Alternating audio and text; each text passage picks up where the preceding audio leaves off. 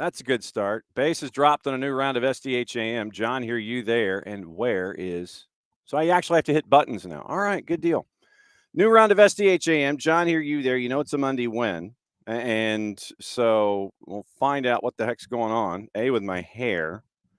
Once again, we'll go from there. All right, here's the deal. It is a new Reaction Monday, and we're kind of all over the place today. So here is what we got. Obviously, if Abe is up and around, he'll come and join us in a bit. We got to talk a lot about MLS Cup, talk about the playoffs from the weekend, find out the kind of the details of what happened with Vancouver and their big win in San Diego. We can hear, if time will allow, from both Thomas Mueller and head coach Jesper Sorensen. And we've also got your highlights there, got your highlights involving Messi and friends steamrolling NYCFC at home. It was over early, and they look like they are just completely and totally just laying waste to the road right now. And they are hosting MLS Cup, and there are some issues. We'll get into those kind of today a little bit, and then as the week goes along, we'll get into all of that as we go. Then 9:30 on a match day. Full credit to Steve DeCou, the head coach of Georgia Gwinnett College. They're getting ready for their matchup in the NAIA playoffs. So maybe we're just disturbing him after breakfast. Maybe he's heading to breakfast. I don't know. We'll find out what it's been like getting ready for their matchup. We'll talk about the season. For those of you that have been following Georgia Gwinnett, Maddie Cruz has been a part of their broadcast team all season long. And so we'll get Coach DeCou's comments about the season, the preps, all the things as they are now chasing after a championship in the NAIA on the men's side in the round of 16 later today. Like I said, we'll go over all of that. Then 10 o'clock, Bart Keeler, if he's up and around. The Soccer for USPod. We have the women's national team with their last two friendlies on the season. We'll hear from Jaden Shaw. And the first time out of the blocks, it was 3-0 against Italy. And so they've got another one coming up tonight. And we'll go over kind of maybe a year in review with Bart as we go here and discuss everything women's national team. And then obviously your news of the morning, a team that is in financial trouble, got docked more points overseas. We'll go over all the news and things that happened in the overnight and get you ready for the rest of your day. Tonight, it is soccer over there, 8 o'clock. We'll go through picks of the week, obviously, and we'll go through everything else that's been going on. If you've missed the Roots as a program, we kind of go through all of the other things that are going on that you might have missed. Surinam's looking for a new manager. Great championship win in Norway for the first time in 3 decades. You've got a promotion for the first time in 3 decades in South America. All those things are on the Roots, powered by our friends at Nofo Brewing. And so that's kind of where we are with all of that. Now, let me lay out the week for you. The week is like this. Morning, Ricky. Morning, Jordan. Morning, Alex. So here's what's going on. Tomorrow, about as normal as you can get, KCD will be talking college with us a little bit as the NCAA gets ready, Division I and such. They're going to get ready for their new rounds and things. We'll go over what happened on the weekend. Maddie was at Furman in Western Michigan. We'll have highlights of that and some of the others. We'll talk men's and women's play with KCD as she gets ready closer and closer and closer to College Cup. And then obviously we'll go over what's going on in the NAIA and all of that. So tomorrow, in addition to mopping up everything from what happened on the weekend and getting you ready for what happened today, then we'll discuss college tomorrow in detail. Then see if we can catch up with our friend Jason Stevens because of the team that got docked more points. We'll get into that. We'll get into the new PSR. We'll get into another club that might be chasing after the multi-club ownership model. We'll get into all of those things with Jason. We'll also be seeing if we can catch up with any of the winners down on the coast in the NAIA and see what the latest is with those. Because, you know, if you appear on the show and you win, you have to keep appearing. That's a rule. So that's how this works. Wednesday's about as normal as you can get. We'll see if Tyler can join us at 9:15. It's weird having to write things down as the 12th month of the year. This is crazy that we're already here in December. And we'll see if we can catch up with the busiest man in the Northeast, Dylan Butler. Nico is going to join us Wednesday at 10:30 because of everything going on Thursday and Friday. Thursday, because of what's happening Friday, Thursday is when we're going to have our MLS year in review. And we're going to reach out like we did on Decision Day. The Decision Day preview, Hours of Chaos, we're going to have an MLS Cup Hours of Chaos. We'll see how many of the voices from Apple can join us, and we'll break it all down with them, and we'll break out the MLS High Senior Yearbook and go through all the superlatives, most likely to succeed, surprises, disappointments, all those kinds of things as we lead into MLS Cup, and that'll be on Thursday. So Thursday will be massive, severe MLS Cup workout, getting ready for the season to end, that kind of a thing, and then obviously next week we'll have postmortems and things like that. But now, Friday, got you to Friday for a reason. Friday is going to be one of the biggest days in this generation, and you think I feel like I'm still underselling it. Friday's going to be massively huge. Oh my God, big. We're going to be blowing it up all day long. Maddie and Jason are going to be anchored at the brew house. I will do the morning show from Benchwarmers in downtown Decatur. So I'll be there for that, 9:05 till about 11. And then Jason and Maddie will take over from there. They'll do a little bit. Then the draw will happen. Once the draw is over, then they'll pick it back up at Brew House, and they'll kind of analyze it a little bit, and then we'll work forward. So big day draw on Friday. Like I said, I'm live at Benchwarmers from 9:05 till about 11. Jason and Maddie will join us for up about 10.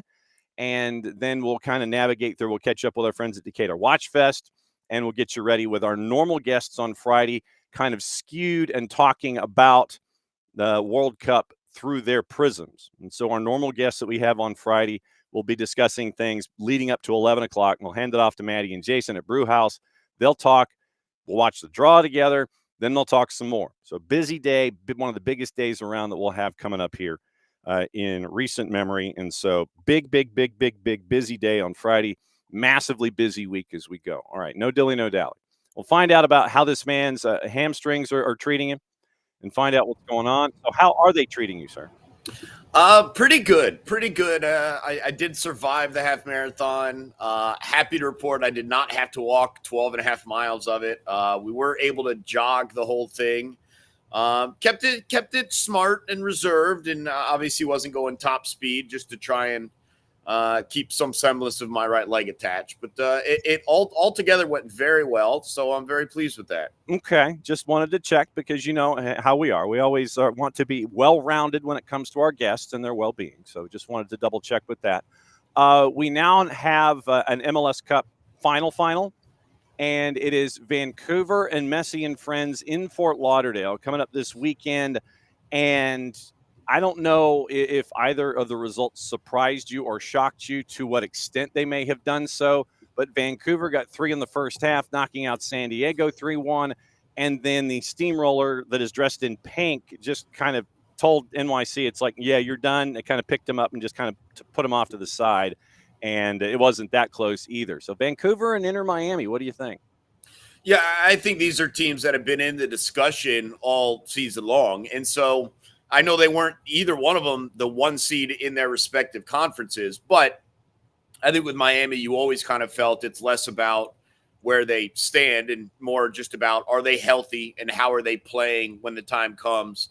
And we've gotten the answers to that for the most part. And I think it's important. I mentioned it to you last week. Supporter Shield and all the other outside trophies that Miami may or may not win.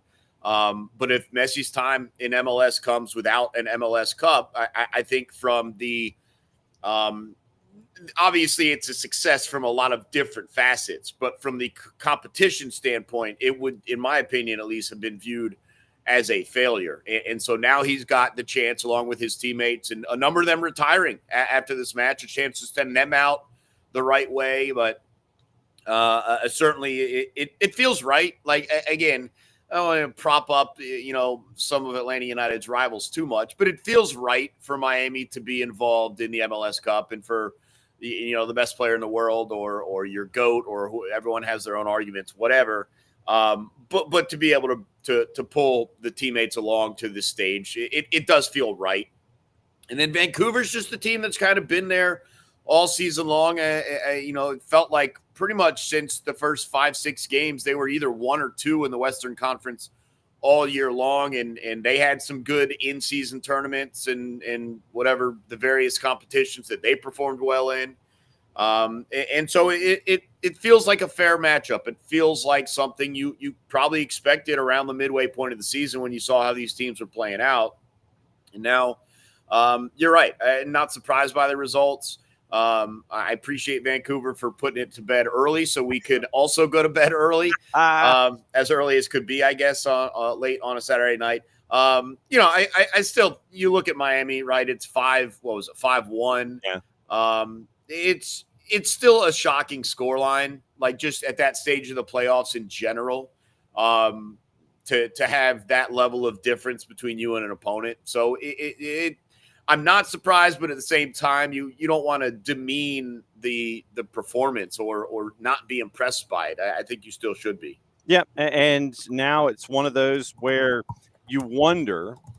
And I know that everyone's going to – let me look at juice boxes. Let me see if we have juice boxes for this one already, and I imagine that we do. But just off, I want to see how much credence folks are giving to Vancouver as opposed to not giving credence to what they've been able to accomplish all season long. And I think that, to me anyway, is the larger question in this. Is it going to be just one of those where – it's Messi and Messi and Alba and Busquets and everybody. No surprise.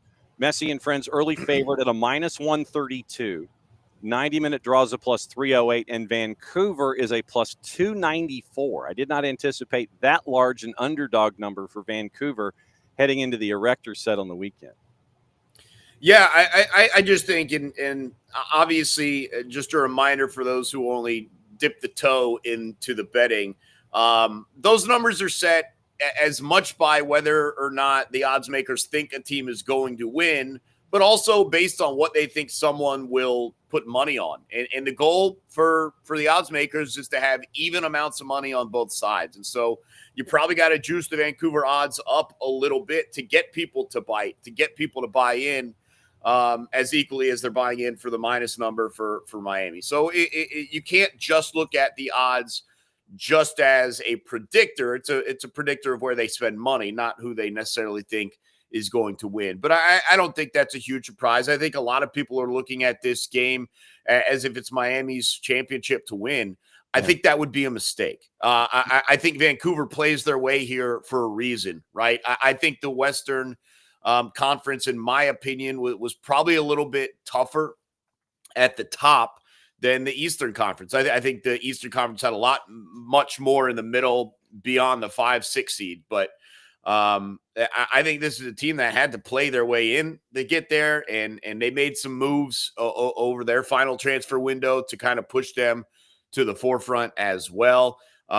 This is not going to be a 90-minute parade for Miami. I mean, they've got to get the job done. And as much as we've seen them look very good in the recent weeks, in the recent performances, we also know that this is a team that has had some surprising downturns in performance over the stretch of the season. That's why they're not the 1 seed. And so it'll be interesting to see how it plays out. Again, I don't use this term as a negative, but Miami is a front-running team. They need to get the lead, and that's when they pour it on. And if Vancouver can find a way to keep it scoreless or to get that first goal, the pressure completely flips. And I think that's where you see Miami team that's so comfortable being up 1-0 and turning that into 3-0 or eventually to 5-1. I think when it's 1-0 down, I think that can just as easily turn to 2-0 down, 3-0 down as they push. So, again, it's like the most basic key to the game, but like whoever scores the first goal, probably going to feel pretty good about themselves. But I think because of what Miami is so good at doing forward and not great at doing backwards, that first goal does play something up. Yeah, because you have the speed and pressure that you see from Vancouver going up against that back line that has been suspect. And sidebar, shout out to our buddy Rocco Rios Novo, because of what he was when he was a part of things here at Atlanta United. He was brought in for Messi and friends, back up to Oscar Ustari, and now he's been getting most of the minutes, and he's been the guy between the sticks for this run. But that back line can be had. And to your point, if you can take your speed or you can get in behind them, they can be prone to cards. they can be prone to fouling at inopportune moments, and they can also be prone to giving up a boatload of goals. So to your point, I think that getting behind them with that speed that we see from Vancouver, it's probably going to be one of the things that I'm going to be looking at early on is how are they going to attack the back and not get wowed by the whole Messi factor. Yeah, the other thing that I kind of look at, especially because of Miami when they're going forward, is you got to prevent the Inter Miami backline from getting the ball high into the midfield quickly. If you can slow them down, I think that's your best chance. I think when they go from defending and they win a ball in the back line and they get it up to midfield, up to Messi, up to Allende or some of the other guys around, and they've put you and you haven't had a chance to recover after your attack, stuff like that. So I think you've got to slow down the transition from D up to the midfield. I think that's going to be important. It's kind of just, again, you know how I love using all sorts of other sports to describe soccer. I'm sure it's every soccer fan's favorite thing to hear. But it's like after a made basket in basketball, you get a chance to set your defense. Mm-hmm. You're more likely to have a quality defensive turn there than if you're in transition and you're running to get back and you've got to find who you're defending and guys are off marks and all that. And so I think if you can slow it down for Miami and make them work a little bit harder to build into their attacking stages, you could probably do a little bit better job controlling and setting your defense to manage the attack. But if they get it going from defense to offense quickly as you're still retreating, it can be real problems. We've seen that so much from Messi, obviously either passing or dribbling through the midfield. You've got to find a way to control that or it's going to be real problems. Yeah, and Jordi Alba was a shining example of that for the 9 gazillionth time this past weekend on one of the goals to Allende. Next week, when you come back after MLS Cup, obviously we'll talk about MLS Cup, but I also want to get your I want to get your Major League Soccer high school yearbook out. I want to do all your awards, most likely to succeed, those kinds of things. All your postseason. I want the Abe Gordon postseason awards next Monday when you come back. Friday, it's going to be a massive day here in the United States when it comes to the sport of soccer. It's going to be draw day. And we get to find out what the paths are going to be for any and all, 44 of the 48, because we still have some bids that have to be figured out later on in 26. I can't emphasize enough really for the growth of the sport here in the States, how big a day this is going to be. I mean, obviously we're blowing it up all day long on SDH, but it's a day for Atlanta and for a lot of these cities to be proud of where they are when it comes to the growth of everything. What are you looking most forward to on Friday? If you were looking at draw, because I think Atlanta has 6 matches, if memory serves, what would you like to see here in Atlanta? Speaking selfishly, of course, as the soccer person that you are, what would you like to see Atlanta be able to showcase when it comes to teams and the matchups here coming up that we get to find out what the draw is going to be like on Friday? Yeah, Atlanta's so interesting. Like, obviously, the number one answer on the board if we're playing Family Feud is going to be the U.S. men's national team, right? Like, it'd be incredible to have a U.S. men's national World Cup game here in Atlanta. But for the most part, I don't think you could go that wrong. Atlanta's such a melting pot of communities. It would be incredible to have some of the African countries that have gotten through. I mean, look, I think we all want Brazil and Argentina. Some of those squads like that, some of the powers from Europe, understandably so. But I think you can get tired of some of that a little bit. I want some of the newcomers, some of the countries that are making their either World Cup debuts or haven't been in 50, 60 years, stuff like that. I think those stories are really cool, even if, when the time comes and the game gets here, if it's someone going against, Italy or England, and it's like Uzbekistan and Portugal, it's got the town of Peachtree City as their population, then maybe the game may not go so well. But I think those stories are there's such a huge African community here in Atlanta. I've been playing pickup soccer with a group of them for 25 years, the better part of it. And so I think it'd be really cool to see some of the African countries come here, bring their squad and bring what they do. as well. I just don't think you can go wrong here in Atlanta. I think other cities, and I'm not trying to take attacks, but there are a lot of cities that are going to be hosting World Cup games that just don't have the variety of communities that Atlanta does. I think it's one of the coolest things about this city. And I think that's going to be showcased once again when the World Cup does finally get here. We're doing a special show on Friday, too. We're going to be right near Fido's at the streets of Buckhead. Maybe. I did look at the weather, so that might be a problem. But, yeah, I mean, at 92.9, we're going to blow it out, too. And obviously, it's a huge, huge day to learn not just where the U.S. men's national team, which is, I mean, my first thought is not like what games are in Atlanta. My first thought is like who's in the U.S. men's national team group. Right. Who is the group of death, stuff like that. And we probably don't really know how group of death is going to work necessarily because of the modified format, because of the added teams. It might get a little messy as we all adjust to a larger field size.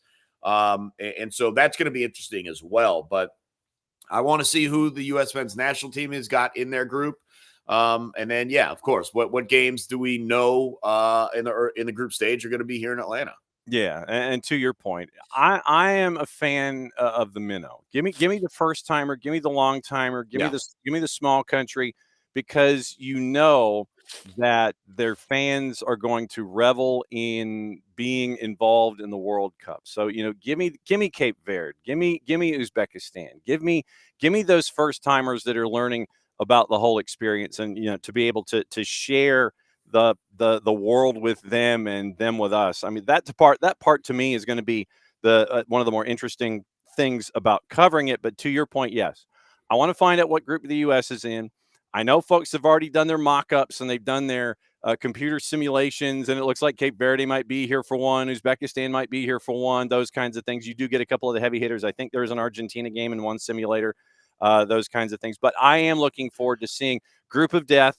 I'm looking forward to seeing, where Canada and Mexico line up, where the U.S. is, what the paths are, those kinds of things. Because honestly, starting Friday, when everything starts going into groups, that's when we all start sitting there and we start mapping out our brackets, man. You start 6 months out, you're starting to fill out your brackets when it comes to the U.S. and your favorite teams.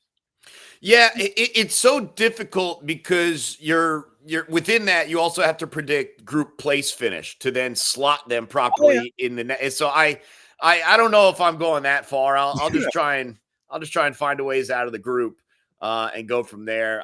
It is not uncommon, as you know, to have a team that you thought was going to win the group finish. Now they still advance, but finish second, meaning they're facing a first place team from the other group, and it sets up a massive knockout stage game that could look like a semifinal being played in the round of 16. So I don't really go as far as to try and map it all out. I just try and see how many times the U.S. can get 3 points. Yep, and we're looking forward to that starting on Friday, and then we'll talk about it again on Monday. As always, my friend, great to see you. Glad you made it through the half marathon in one piece. How many sets of leftovers have you blown through since Thursday? Leftovers are gone. I don't know. Like, I eat a fair amount just in general. So, like, you have to stay fueled up because you run. When I have the excuse that I did run 13 miles and I need to refuel, there's just not many leftovers. The key about the leftover bit, to go away from soccer here, is how many people are so poorly prepared for understanding the amount of food they are providing versus the amount of people they are serving. Yes. And you are so scared that you're going to have or run out, right, that you go the other way. I think my family did a really good job both on Thursday and Friday this year of really grasping how many people were going to be there and how much food was needed. So we didn't have a ton of leftovers because I just think the idea that people get enough food to feed 30 people and you got 8 people coming over. Mm-hmm. And it's like, what are you doing, man? You are going to be giving this a go through the middle of the week. We did a pretty good job this year. Not many leftovers. I'm both happy and sad to say that they are all gone now. Okay, just checking. Just wanted to double check because, yes, the ratios of like 30 versus 8 and those kinds of things. Yeah, that happens. It happens. You got to make sure that your fridge is not stuffed. It'll be great to see what 92.9 does on Friday as we get ready for everything Thanks for being a part of our Mondays. We'll catch up with you the tail end of the week and then again at the beginning of next week because we'll have a lot to talk about, my friend. Yeah, sounds good, John. Appreciate it as always. There goes Abe Gordon, 92.9 The Game. All right, hot tag. It's 9:30 here in the East. The wife says it's 8:30 in God's time zone, which is one further back. And in the Central Time Zone, we catch up with the head coach of Georgia Gwinnett as he gets ready on a match day. We can't thank Steve DeCou enough for dropping by. Morning, Coach. Have you already? So, what has your morning been like here on a match day? Have you already had breakfast? Are we keeping you from breakfast at 8:30 Central Time? What's going on? Slept in this morning, which is actually quite abnormal for me on game day. As soon as we're done here, I'll get on and have breakfast. But the team's coming down at 9 o'clock local time. So I'm just going to get out and eat breakfast with those guys. So just kind of taking it easy this morning. I mean, everything's done. We're ready. It's just the waiting game. Mm-hmm.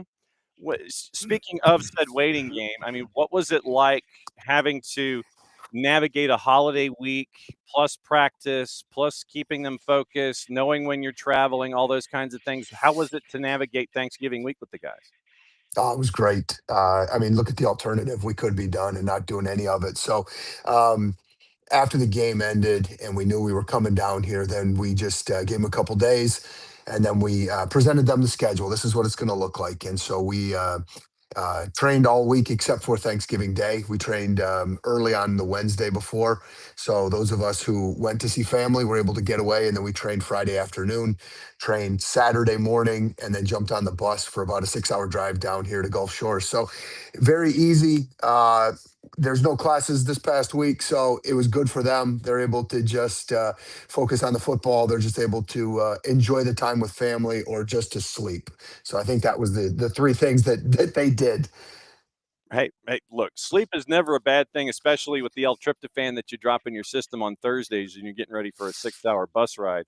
For those that have not had the chance to check out what GGC has been able to do this year, obviously our Matty Cruz has been front and center of the part of the coverage there at Georgia Gwinnett.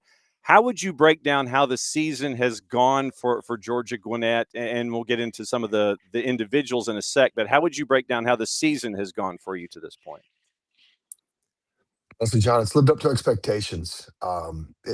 The success that we've had in our short existence, we expect to compete for conference championships, get to the national tournament. This is in 13 years of being eligible. This is our 11th trip to nationals. It's our fifth trip to the final site. We won our fifth conference championship this year, and so we have a culture of excellence. And that's what we strive for every day. The wins are just the added bonus of everything we do day to day. And so, if you've not seen us play or you don't know anything about us, we're a nice little hidden secret up in the northeast corner. Well, but how hidden are you now, considering that you've been as much as you have now? To the people in this world, we're not.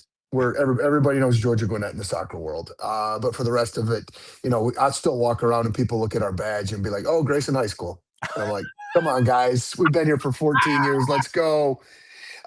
That is becoming a lot more rare than it used to be. But no, it was good. We had, last year we lost in overtime in the opening round and weren't able to come back. 2 years ago, we had a bunch of injuries and just didn't have the season we wanted. So to be back here we're just enjoying the moment. You don't know when you're going to be back. You don't want to take it for granted. You want to enjoy everything we can, but I really feel that we've got a team that can make some noise this year. How hard is it to maintain that standard year after year? That's the challenge. I mean, if I could write a book about it and be a rich man, but no, it's just, you don't focus on the results, you focus on the people. And I think that's what we're very good about here. We focus on, doing everything to the best of our ability. So the total person, not just the footballer. It's what kind of man is he in the classroom? What kind of man is he in the community? What kind of man is he on the field? And so our goal is to take them from boys and then have men that leave here that make a difference in this world. And so that's a little more holistic than, do we press well? Do we score goals? Do we keep clean sheets? And so that's our goal, is to make sure that we're developing the total person. So then to that point, how difficult is it in today's day and age of recruiting? How difficult is it to find those individuals? Because, looking at your roster, It is the United Nations. It's like, at least 10 different countries, I think, are Mhm. represented here. And you have all of these different philosophies, all these different approaches, all these different growth patterns about how to play the game and all that kind of Mhm. stuff. The college game being what it is today with transfers and transition and, going to the next level and all these kinds of things. NAIA folks probably looking to go to the NCAA if they got a couple of Mhm. years left of eligibility.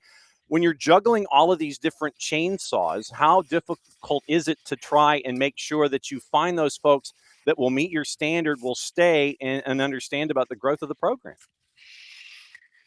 I don't think you can anymore say that they're going to stay. You just don't know anymore. So you hold on to them loosely. I mean, it's um, if you're with us for a year or five, we're going to treat you the same. We're going to help you grow and develop.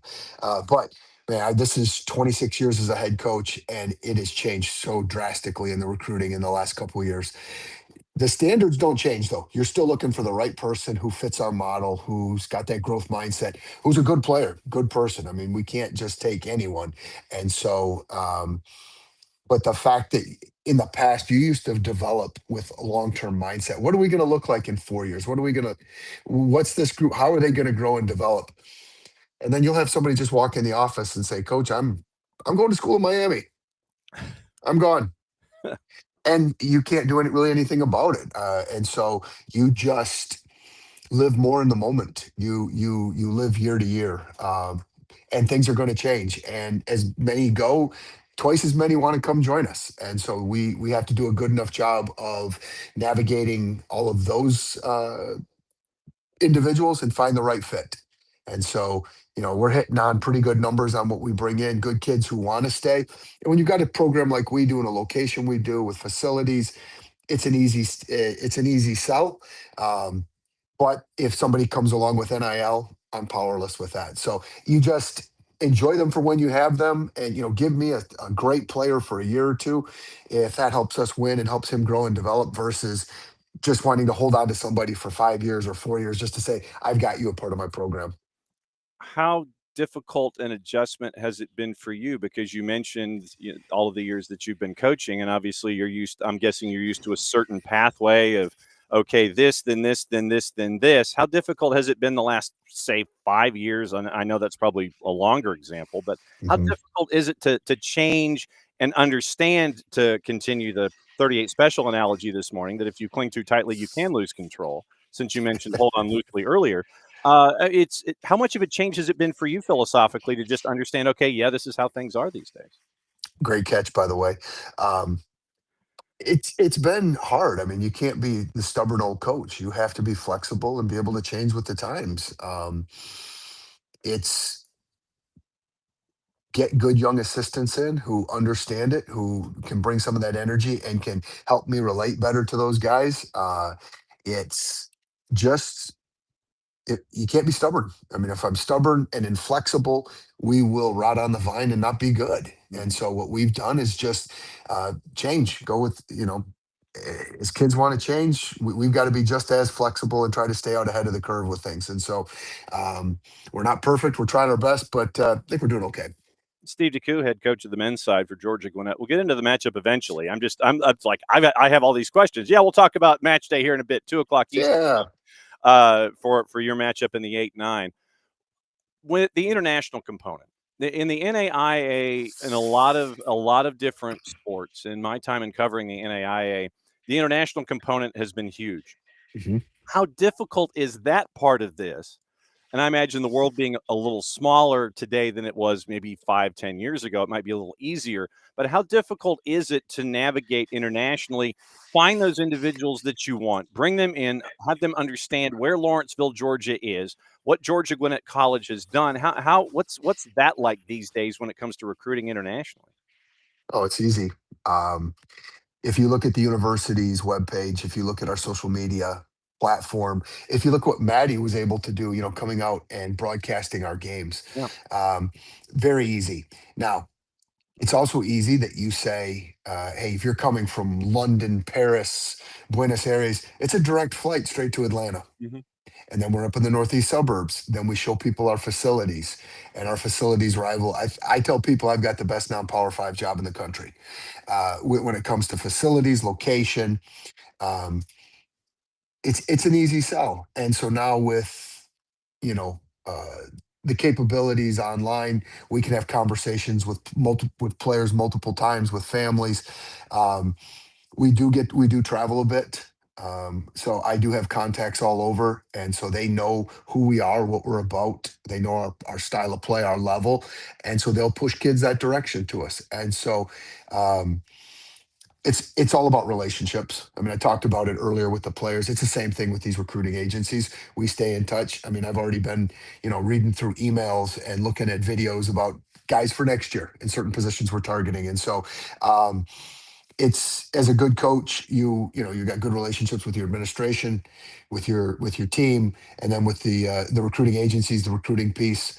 And so we honestly though, I wish we were a little more domestic, but it's just not the way it is. And you've seen it at the NAIA level. You have to be this way in order to be successful. Yeah, and I mean, there is a mix of the Georgia athlete, and you know full well what high school soccer is here in the state of Georgia and in the southeastern United States. Then you have Usman Fall, who let me and I practiced this. Let me see if I'm close. Université Czech Anta Jup de Dakar. I think that's close. Anyway, That's way better than I did it. So well done. I mean, so you get a freshman like Usman Fall coming from Dakar, Senegal. You have Amadou Diop, who's a sophomore from Lyon, France, and then obviously you look at Georgi Jurasinovic, who's from Serbia, to go with a lot of these other, Cesar Rojas from Paraguay. I mean, it's I'd love to know, with Nick Peranich, you've got somebody from Germany. It's to me, I'm always intrigued about how you take all of these ingredients and blend them together because you have all these different dudes from all these different places and bring them together. And you mentioned having the younger coaches as a part of that. I mean, to me, I've always been intrigued by that part of it too, where you're pulling from Africa, you're pulling from Eastern Europe, you're pulling from Europe, you're pulling from South America. I mean, it's that to me. How do you get them all on the same page, man? I'm stubborn. I'm the boss. No, yeah, No, but no, but you lay it out for them. This is, you show that Usman Fall, a 6'3", number 9, who's just a monster. There's certain aspects that he brings to the team, so we have to accentuate that. Um, I use the analogy of, so years ago, well, not years ago, probably about 5 or 6 years ago, GGC wrote a fight song. And so I've got the original, I've got a copy of the manuscript of it, and I'll take that into like one of the first team meetings. And I'm like, we're an orchestra. You all have a different part to play. And if you decide to go rogue, we are going to sound horrible. I'm the conductor. This is how I see it. My way is not the only way. And if we want to talk, and guys will come in and talk about how they feel they fit or style or things like that, but we can't have, like you said, the front line wanting to play one way, the midfield one way, and the back line doing their own thing. This is our style, this is who we are. And so that's why we spend probably about 75% of our time just working on the game plan and tactics, so everybody knows what's expected of them. And basically it's run, defend well, you get in the final third, show your class, be able to play there. And so everybody has to understand your role and responsibility. And if you don't buy into that and don't do your job, you're not going to be successful here. So that's kind of, it's love. I mean, you got to love, tough love. If you don't do your job, you're not going to play. If you do what we want and you excel, man, you're never going to come off the field. So it has its moments there. You'll see sometimes guys get, in their feelings. Guys don't like the way we're doing it because that's not how I grew up playing it, or that's not how I think the game should be played. So um, it's not always rosy. It's not always perfect, but the success we've had, they understand. The old guy might know what he's talking about, or at least he's got guys who do. And so let's just listen and follow along. And then as we have success, it continues to breed success. They start to do what we want. And they're the ones that drive the ship.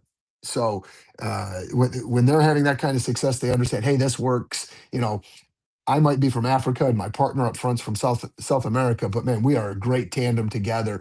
And so they just feed off each other. And so honestly, that's probably one of the most enjoyable parts about the coaching, is that when you see 10 to 15 different cultures, because even when you look at our domestic kids, hmm they're not normal. They're they're all, children of immigrants or immigrants themselves. And so we've got an unbelievable diversity, and that's our strength. But when you see all that come together as one, that's when you as a coach, you really feel that sense of I've done my job, and look at where we've come. So that's where you get your enjoyment and satisfaction from, is when you see them all coming together, like we did in that conference final game against Bellevue. I mean, everything just clicked. And so what a I just sat back and just marveled and just enjoyed watching the game, which that happens like maybe a handful of times in 26 years. 14 different goal scorers, I think, this season.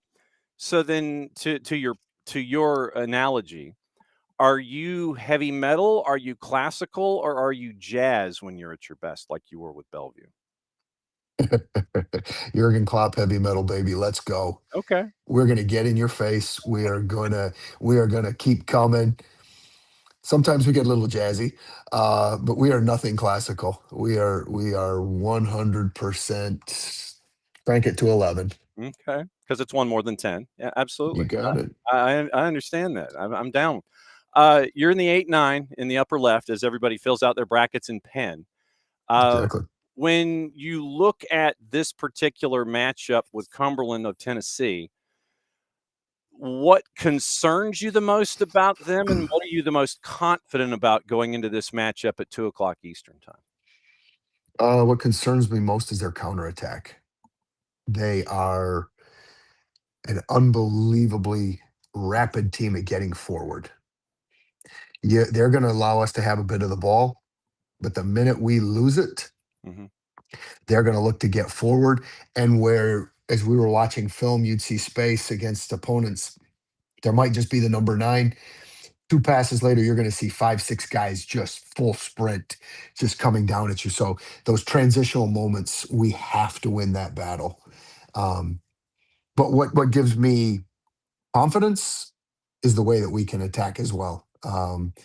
With Contrera and Fall, we have two monsters up front, and so our ability to force teams to face their own goal, to be defending in positions that they don't want to, is where we feel we have a great amount of success to be had. But we've got to be smart in that transitional moments, like I said, so that we can eliminate what they like to do. It almost seems like with you being heavy metal, that Cumberland has their moments about wanting to play the same kind of a song, and Mhm. you can't get caught in, you can't get caught looking down. It's like, okay, where am I in my rundown? Okay, I'm at song number 6, and then all of a sudden you hit a bad note. I mean, it's like, it seems like Mhm. you got 2 teams that are almost at times wanting to go about things the same way, and it might be like 2 rams on a mountainside at points. Oh, but that's college soccer. I Yeah. mean, so you ask what are some of the differences with all these internationals. So one of the first things we tell them, there's college soccer and then there's football. They're Mhm. not the same. They're not the same animal. It's with the substitutions, with the way the game's played. We just tell them we don't want this to look like a basketball game where Mm. it's just back and forth. And so, yeah, a lot of the college game is a lot like that. So we've got to be good that we're able to put our foot on the ball and change the rhythm and the tempo of the game, slow things down how we want to, and then speed it up and get after them when those moments arrive. But yeah, oof. It's going to be a fun one. It's going to be a fun one today because just like you said, both teams have the same ideas. Both teams want to attack a lot in the same way, and so who's going to be able to impose their will on the other? And we are looking forward to it. It's going to be 2:00 on all of the NAIA's networky kind of things, and following along on the social medias. It's always a blast to see what you guys have been able to do all season long. I know that I am holding you from breakfast. I'm glad that you slept in late, because the last time you did that would have been when on a match day. I don't remember. See? Exactly. Yes, that's the beauty of the road sometimes. Like I said, Oh, we'll be keeping an eye on stuff at 2:00 this afternoon. It's been fun to follow along, and I'm glad that you finally got to break glass and drop by the morning show and have an opportunity to do it where you're not like at practice or something. well, I appreciate that. I appreciate everything you guys have done for us this year, John. And don't be a stranger. You got the key. You know where the garage door opener is. We'll be keeping an eye. We'll catch up soon, Coach. Thank you. There goes Steve DeCou, head coach at Georgia Gwinnett, and they're getting ready for their matchup in the 8-9. Once again, as you fill out your brackets in pen, and it is upper left. Right now, you're about an hour and 10 minutes away from the first match of the quadruple header. Bethel, the number 1 overall seed, is going to take on Grandview of Iowa, who knocked out the number 16 Indiana Wesleyan. So it's Bethel of Tennessee going up against Grandview. That's at 10 o'clock. Match number 2 is the 8-9, Georgia Gwinnett, your 9 seed, taking on Cumberland of Tennessee. That's the upper left section of the bracket. 4 matches today, 4 matches tomorrow.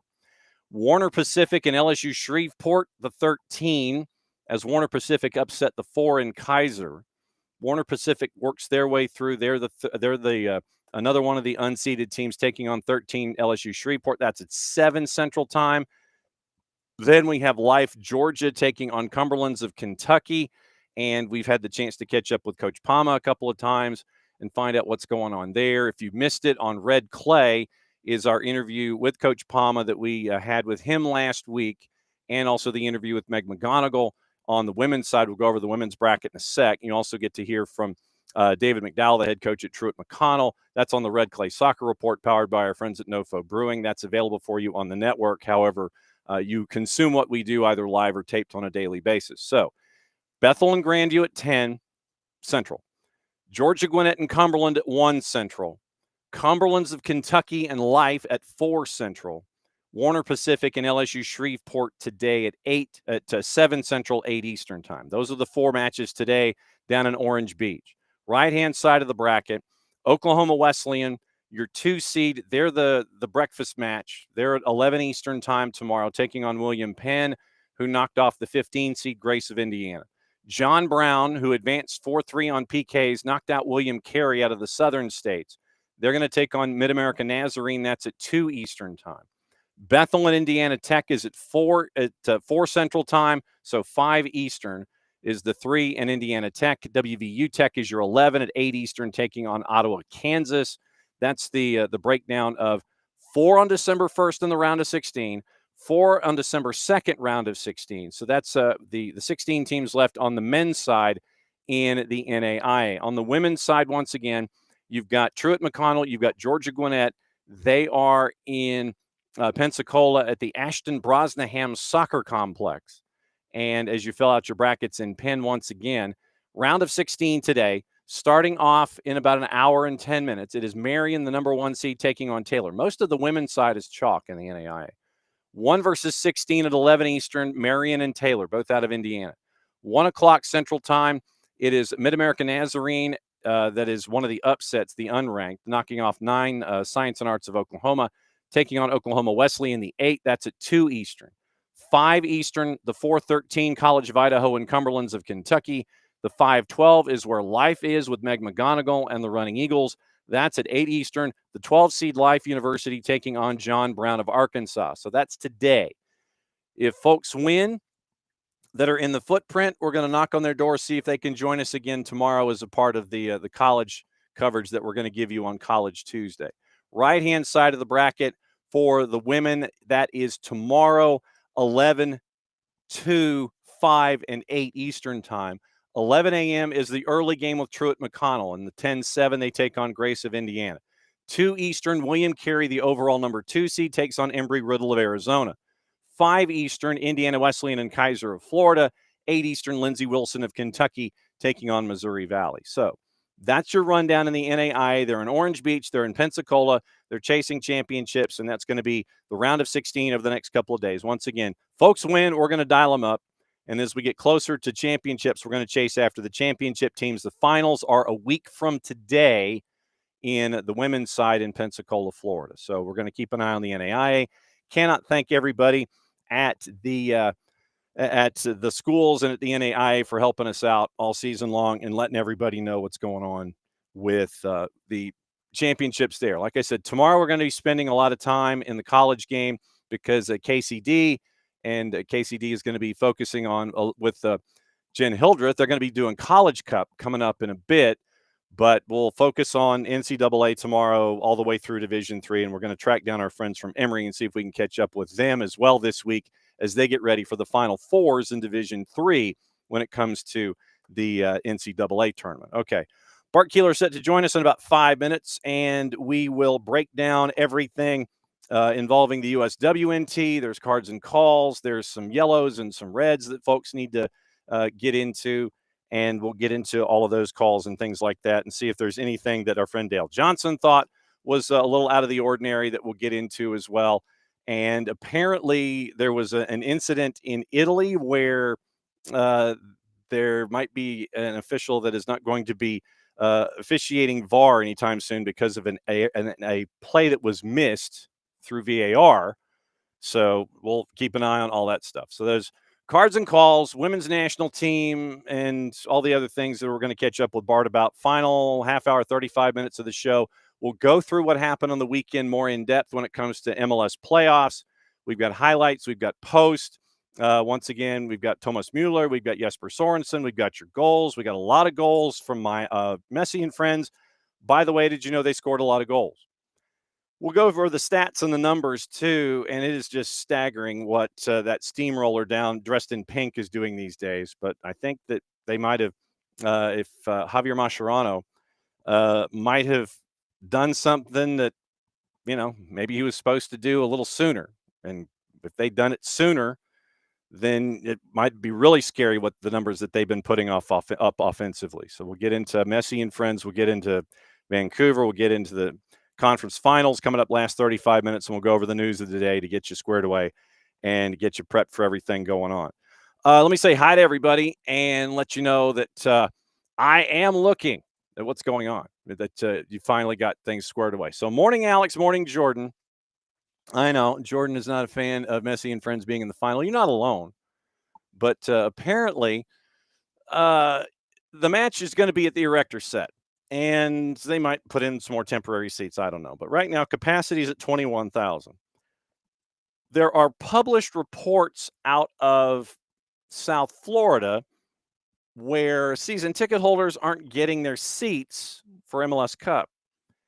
And also, if you are a Vancouver fan, they have the block of seats for the traveling supporters. And apparently, you only have to pay $44.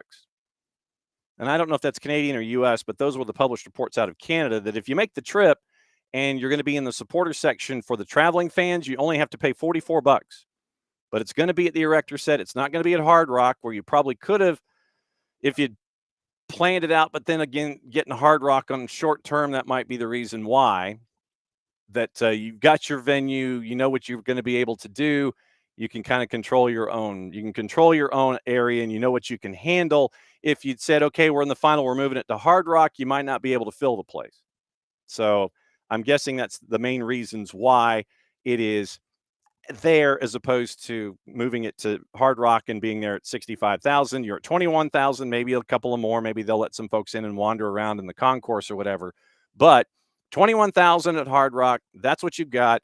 Season ticket holders are getting a little itchy and perturbed, and the traveling fans look like they might be getting in the door for $44. So maybe what you should do is find you some Fanatic stuff at MLS Shop. And I think that since today is Cyber Monday, you might be able to get some good discounts.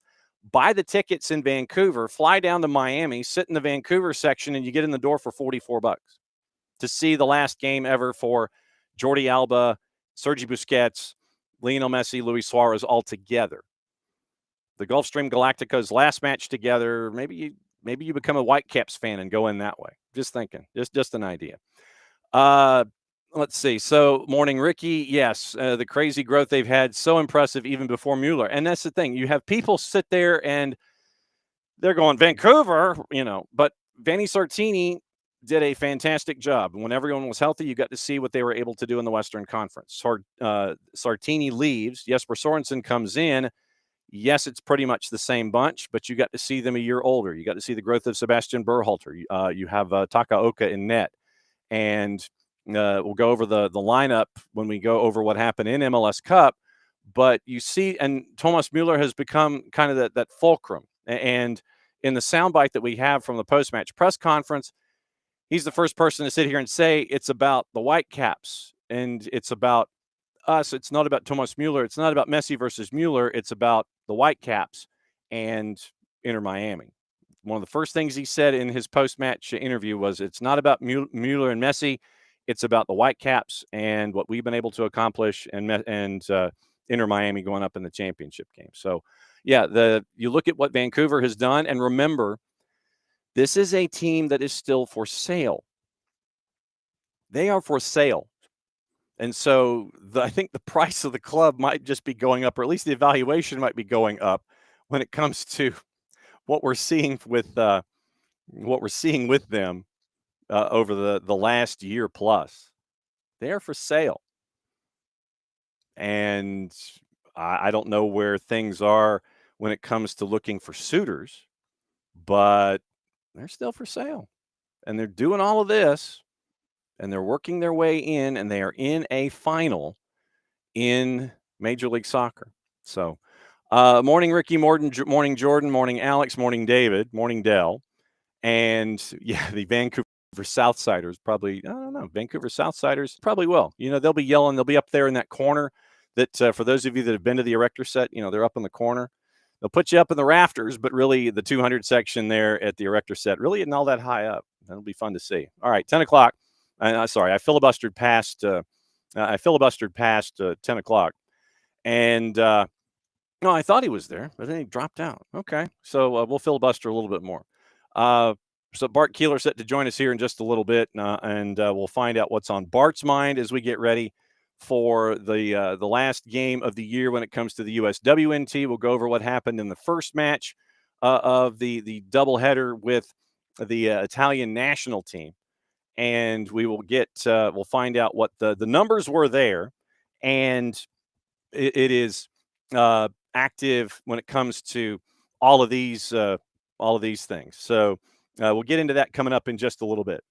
And once again, you look at the MD -1s.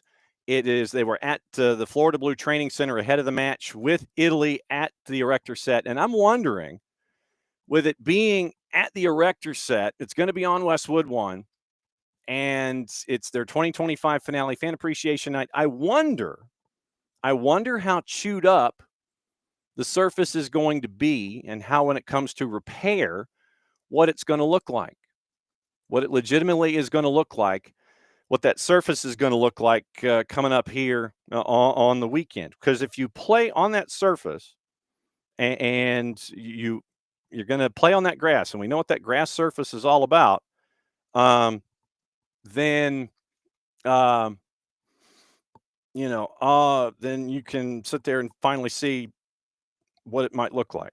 So we'll take a peek. We'll see. That's one of the underlying things that's there, and we can find out what's going on that's attached to that particular moment. So we'll see. So that, like I said, underlying story when it comes to underlying story.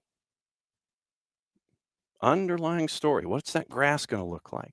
If you play on Tuesday, you're just going to let it go? Is it going to be repaired?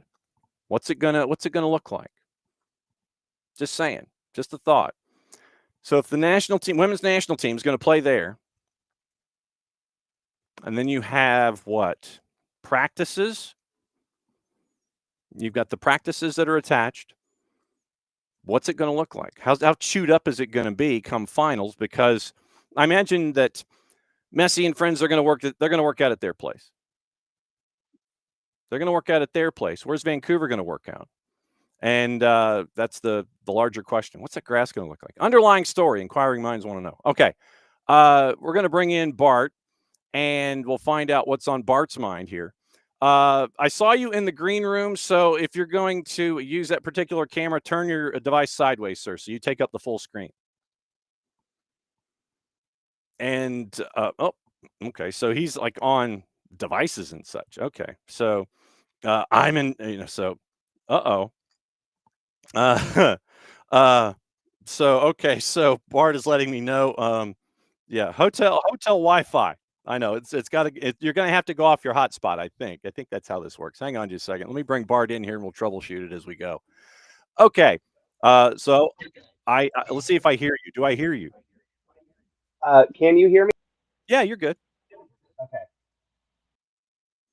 Bit echoing, Yeah, but I do hear you. Oh, I apologize. I'm not wanting to connect to the wireless internet, and I thought it's just easier to do it on the phone. and we go from there. True. I will grant you that. So we have the doubleheader with Italy to wrap up the season. One match in the barn. What's stuck in your head? Well, John, I thought it was a really impressive performance from the U.S. women. I think most importantly, they continued the trend of scoring early, which Mhm. means that if you're going to watch the game at a bar or you're like, oh, I'm racing home, you got to get there and sit down in front of the TV, during the TNT or TBS pregame show, because otherwise you're missing vital pieces of information from these games. And I was guilty of that. I sat down. I'm like, okay, we're about 5 minutes late. I'll be all right. Holy crap, we scored. And so from that standpoint, I think that is, if you want to talk about things from a friendly that you can actually take and say, okay, this is something we maybe have learned. That's been a consistent theme this fall. And if they can continue that, however long they are under Emma Hayes and with this crew, that is a strong trend to carry with you. Yeah, Emma Hayes was asked about the season in the in-betweeners and the MD -1s and the MD -2s. And she was kind of asked to recap 2025 on the whole. And she went from like January all the way through, and 3 minutes and 45 seconds later, she had recapped the year. And I'm sitting there going, okay, well, I can't use that entire soundbite. But what she did do was focus on elements of, okay, learning about what she was looking to do philosophically and finding out where and not having the losses get to you, and learning about what she wants to do and not have it be about 1 through 11, but 1 through 25 or 30, and have a unified message across the board. Doesn't matter who you bring in. The players that you do bring in, you want them to have the message and the philosophy, capital T, capital M, capital T, capital P, brought forward, and then you end up with the lessons learned from all of that. When you look at 25 from beginning to end as we get into this last match of the calendar year, what are some of the things that have stuck with you about this group and about this path that the women's national team have been on here in 2025? Well, I think first thing that sticks out about 2025 is the amount of new faces brought into this program. And I think that is a great testament to Emma. I do want to draw a parallel to the last time we talked about the U.S. men's national team and Mauricio Pochettino. I feel like, John, their messages are the same, but one's written in a nice, curly font and addressed nicely to you, and the other one is like in just all caps, punching you in the face. Because I think that's the goal for both of them is they want to inject competition into their squad that's not just there for training camp, but overall, top to bottom, whoever has a wish to be part of the U.S. men's or women's national team. But for Emma, it is, I think, the thing that she has a luxury here is that she is 2 years from the World Cup. So for her, this experimentation does seem a little bit more logical, a little bit more necessary, even because that, on top of the fact that I don't know if you saw recent pictures of Sophia Wilson's new baby, it is adorable. But obviously, she and Mal Swanson and others are away on raising children duty and other injuries that kind of creeped into the team. Tanner Davidson obviously being out as well. So she kind of has the luxury of the excuse to do it. But that in the plan is obviously okay. Well, we have 2 years to prepare for a World Cup. You don't know who's going to be healthy, who's going to be fit, who's going to be available by that time.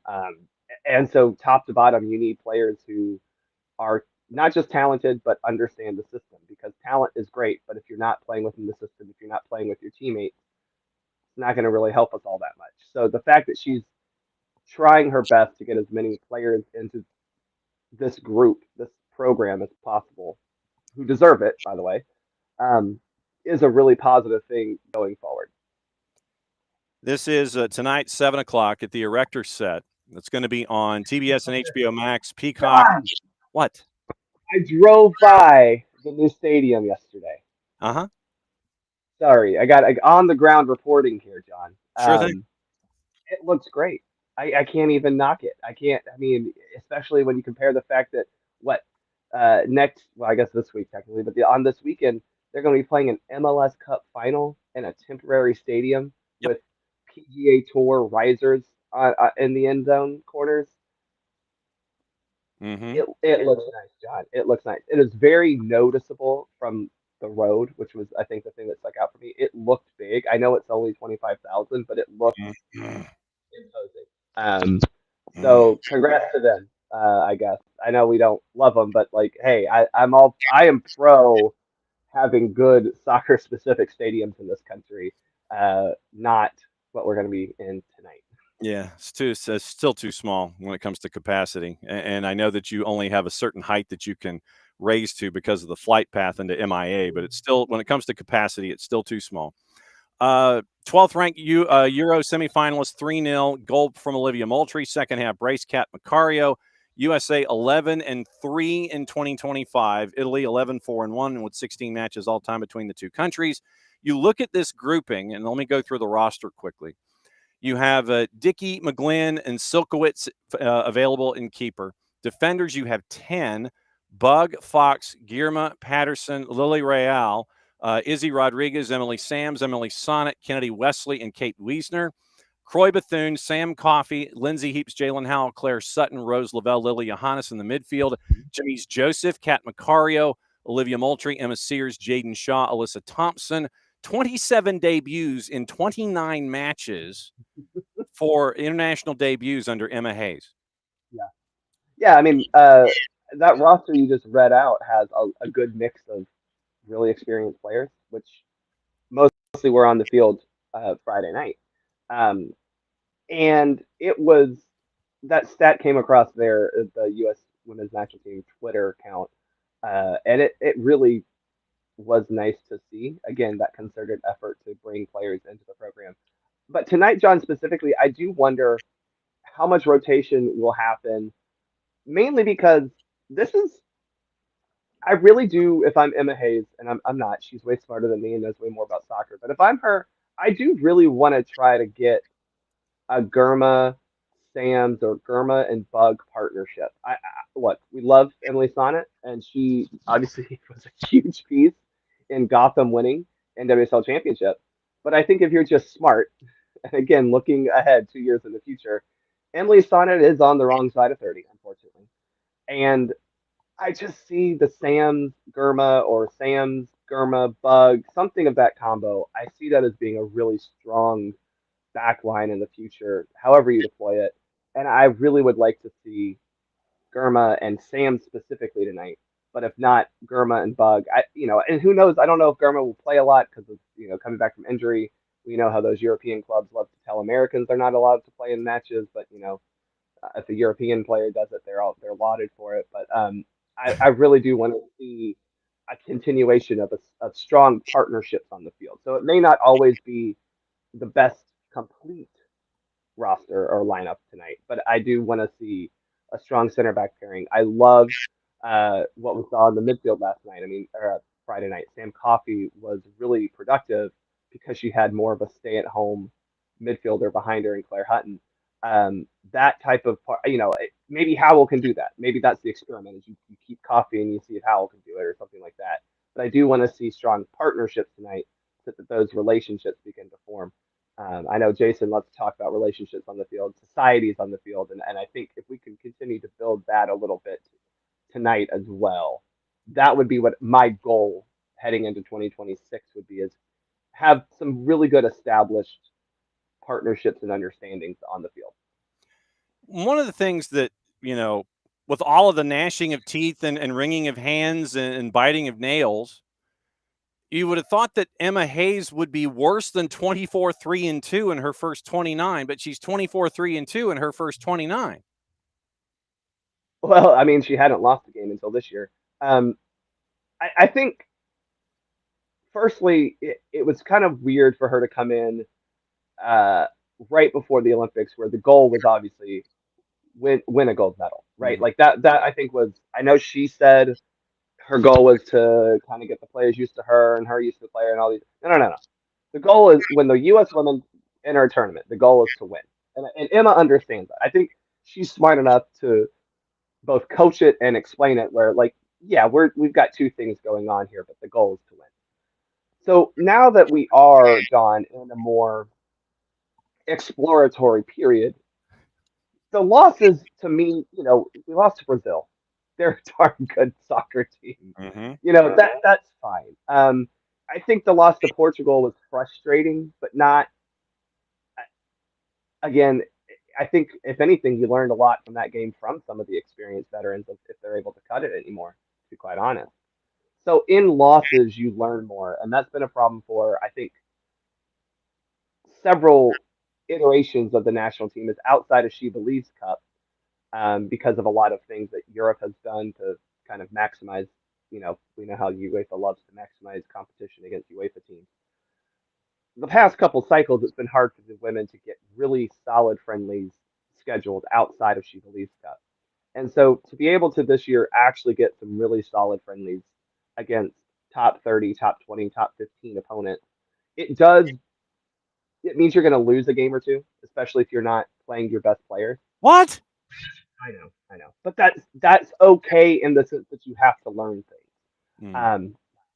And I know every coach will say you learn more from failures than you do success, and that is, I think, maybe a way to soften the blow. But I do think in these, it was not necessarily the loss that taught us stuff, but those performances in the losses that showed you what we needed to improve upon. Players that maybe can't cut it, sometimes players who can cut it. And those are good lessons to learn for, again, a coach who is looking at 2 years ahead of time, not, oh, I got to win this next match, right? And that is, I think, for Emma, the change in mindset, because when you go from a club standpoint, right, especially if you're at Chelsea, your goal every single time you step out on the field is I have to win. Yes, you have some preseason friendlies and stuff like that you might experiment with, but that's not the bulk of the job. When you're on a national team coaching job, the bulk of your job is friendly, right? Which mean a lot, and you go to compete when you're out there. But as a coach, you are setting yourself up, your team up, to either experiment in one way or shape or form, try out a different player, try out maybe a commitment to a certain type of tactic. It's okay that you lose. I think that's always been my thing is results and friendlies aren't the most important thing. It's the performances and then what you can take from those performances. And I think that, yes, I agree. There's been gnashing of teeth and like, oh my gosh, we lost. Yeah, we lost to a friendly against a decent enough team. That's going to happen when you're playing decent teams. But the fact that we're able to hopefully take lessons from that is the real gold here. USA and Italy tonight, 7 o'clock, TBS and HBO Max. Peacock in Spanish on the radio and English on Westwood One, and on Football de Primera in the audio form in Spanish. And once again, it's the last match of the year. 11-3-0 in 2025, leads Italy 11-4-1 across 16 matches in the all-time series. Next week when you come on, I do want you to break out the U.S. Soccer High School Yearbook for 2025. Yes. And I want to know who's who just got the librarian to sign it and say you're a great student. Thank you for returning everything on time. I want to know who most likely to succeed. Miss Congeniality, all those kinds of things. I want to go through the yearbook next week when we will have done everything that has gone on in U.S. soccer, MNT, WNT, etc. And we can even go into the U's if you want to next week. But I do want to talk about Friday and what it means to the universe of basically soccer here in this country. I mean, it is technically a generational thing, and somewhere in my stacks, I've got the 1994 original stuff. I still, I know it exists someplace in my wardrobe closet when they had really cool stuff, and I bought it in 1995 because it was on special. And I've still got it to this day, and they were ahead of the curve when it came to making wardrobes and gear. So when you look at Friday, and I asked Abe this question, and we'll think about it obviously this week. But when it comes to this generational day in the history of the sport, and I don't think I'm underselling it, I don't think I'm overselling it. When you look at Friday, what does this mean, A, to Atlanta, the home of U.S. soccer now, as the world is coming in 7 months to this country, to this hemisphere? What is it going to be for you, considering that you cover the sport for the, Soccer for USPod, and you've gone to matches and you've done, what is Friday going to mean to you and everyone in your circle? Oh, I mean, I'll be honest, I haven't really paused to think about it that way, and that's my resolution for 2026. By the way, be a little bit more appreciative of the moments I'm experiencing, because I tend to, John, maybe as you know, when you're doing all the things in the moment and leading up to the moment, you sometimes forget that the moment is special. Mm-hmm. But I think specifically, I have to talk about me personally and just remember that I'm a kid who started playing this game at 4 years old at Frisco Park in Snellville, Georgia. Mm-hmm. I've been playing this game for now 32 years. You can do the math on how old I am. I remember soccer being just the sport that the kids would play because it was fun and they could run around and come home tired, and you get a little juice box and an orange slice, before and after the game. The amount, and this is going to make some people mad because they love to just hate on U.S. soccer. Mm-hmm. Well, soccer in the U.S. anyway. The amount the sport has grown since I started participating in it 30 plus years ago. The amount it's grown in the last 10 years, Mm-hmm. John, is incredible. And I think we're an example of it and how it's grown in the last 10 years. I mean, Atlanta United especially, right? If you would have asked me, would Atlanta ever support a team like this, I would have probably said back in 2010, no, probably not. I think it would get good turnout. But you're telling me we're setting attendance records, putting 42.5 in the bins every single time every time a good team plays. And that I wouldn't have believed that. And the fact that we're seeing so many teams pop up around the country, we're seeing the rise of USL, and a great attendance numbers there. Shout out One Knock. I just don't think people outside, and this is where I'll be a little negative. I think people outside of the U.S. and a lot of people inside the U.S. they see this World Cup as just a grift, right? There's so much talk about hospitality packages and ticket prices and all these things about money, money, money. And it sucks, I'm not going to lie, right? It sucks that this is not an affordable World Cup for anyone. But at the same time, this is a World Cup that I think the structures in place may not be taking advantage of it the way they probably should. I think that's fair criticism.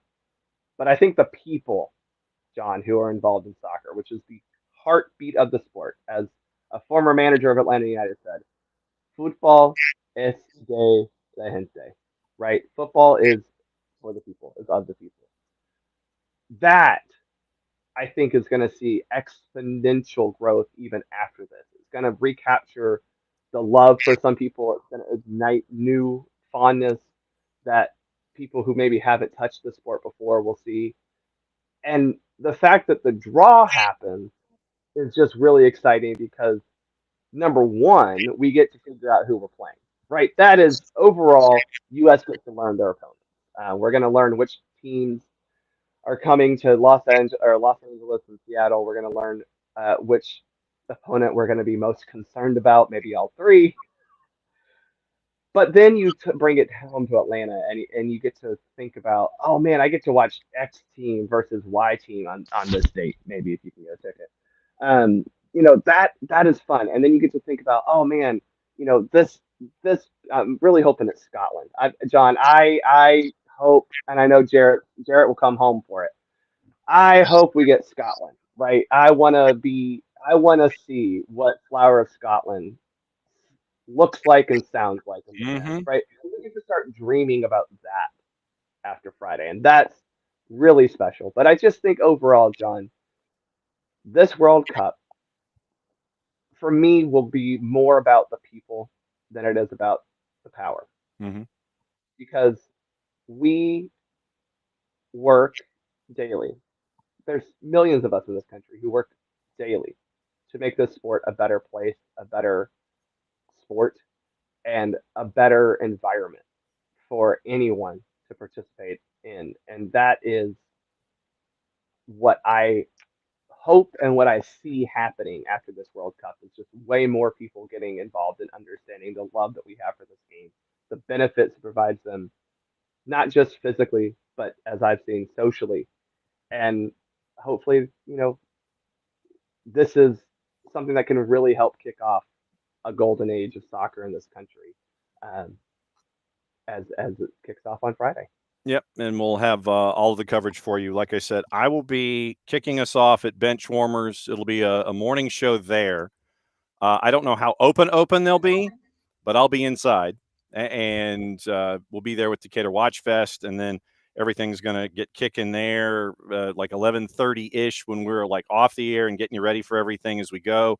Then Maddie and Jason, they will be at Brew House, and we'll be off and running for the entire day when it comes to looking at previewing everything, getting you ready for the draw, the post, efforting special guests from around the planet, and we'll see what it all lines up for on Friday. It's going to be a big day for us and a big day for soccer. Okay, cards and calls. And there's one in particular that I wanted to get into, and it does come from your beloved Gooners.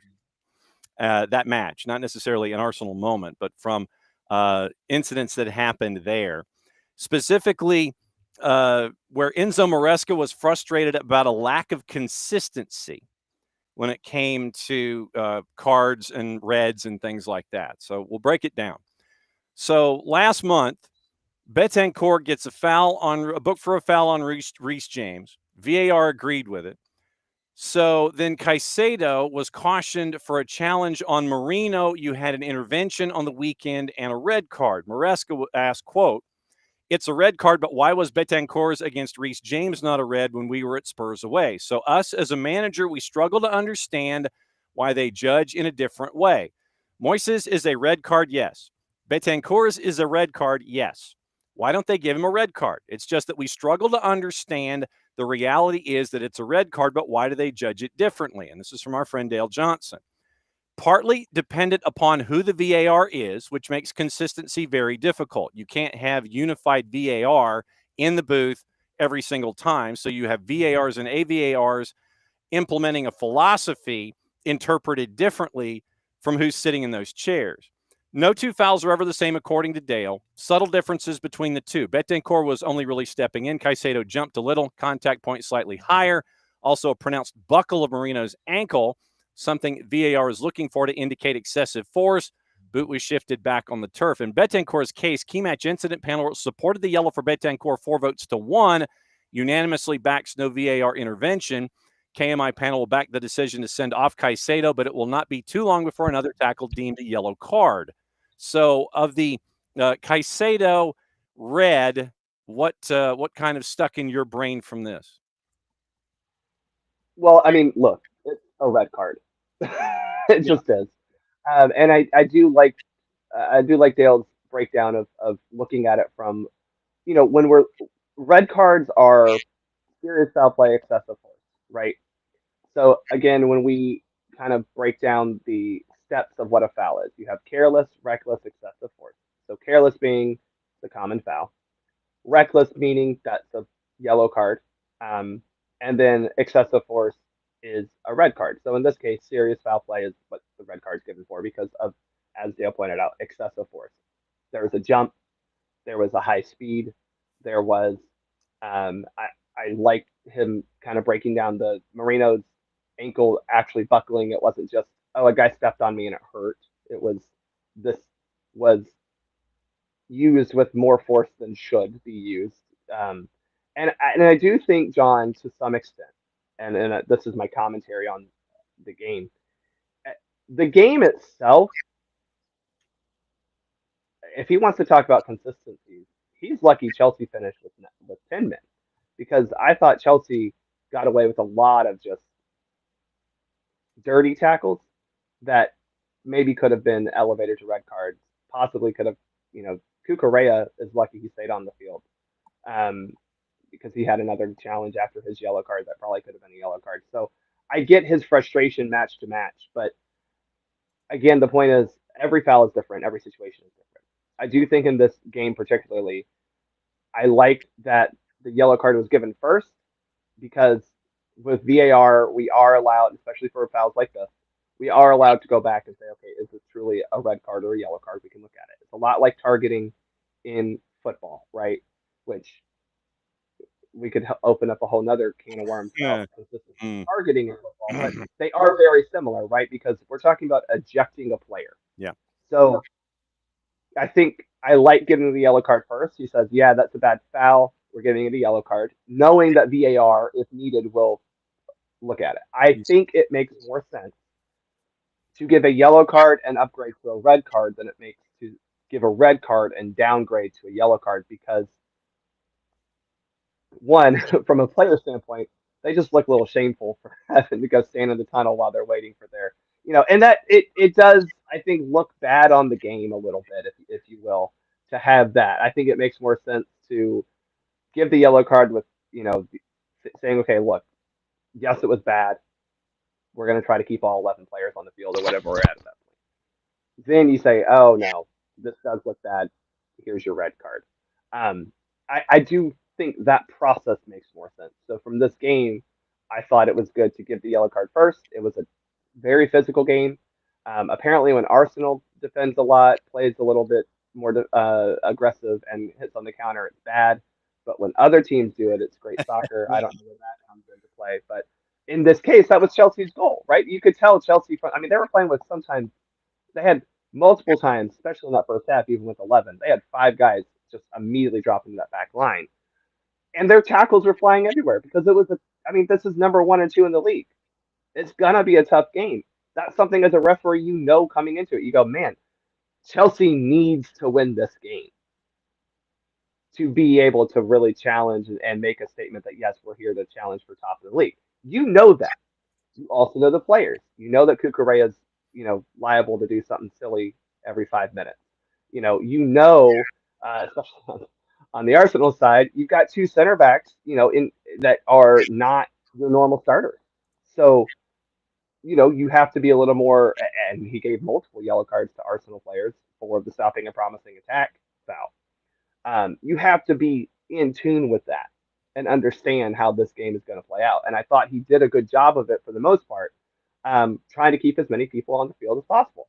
Unfortunately for Caicedo, his challenge of kind of jumping onto a guy's foot, that's going to get you a red card.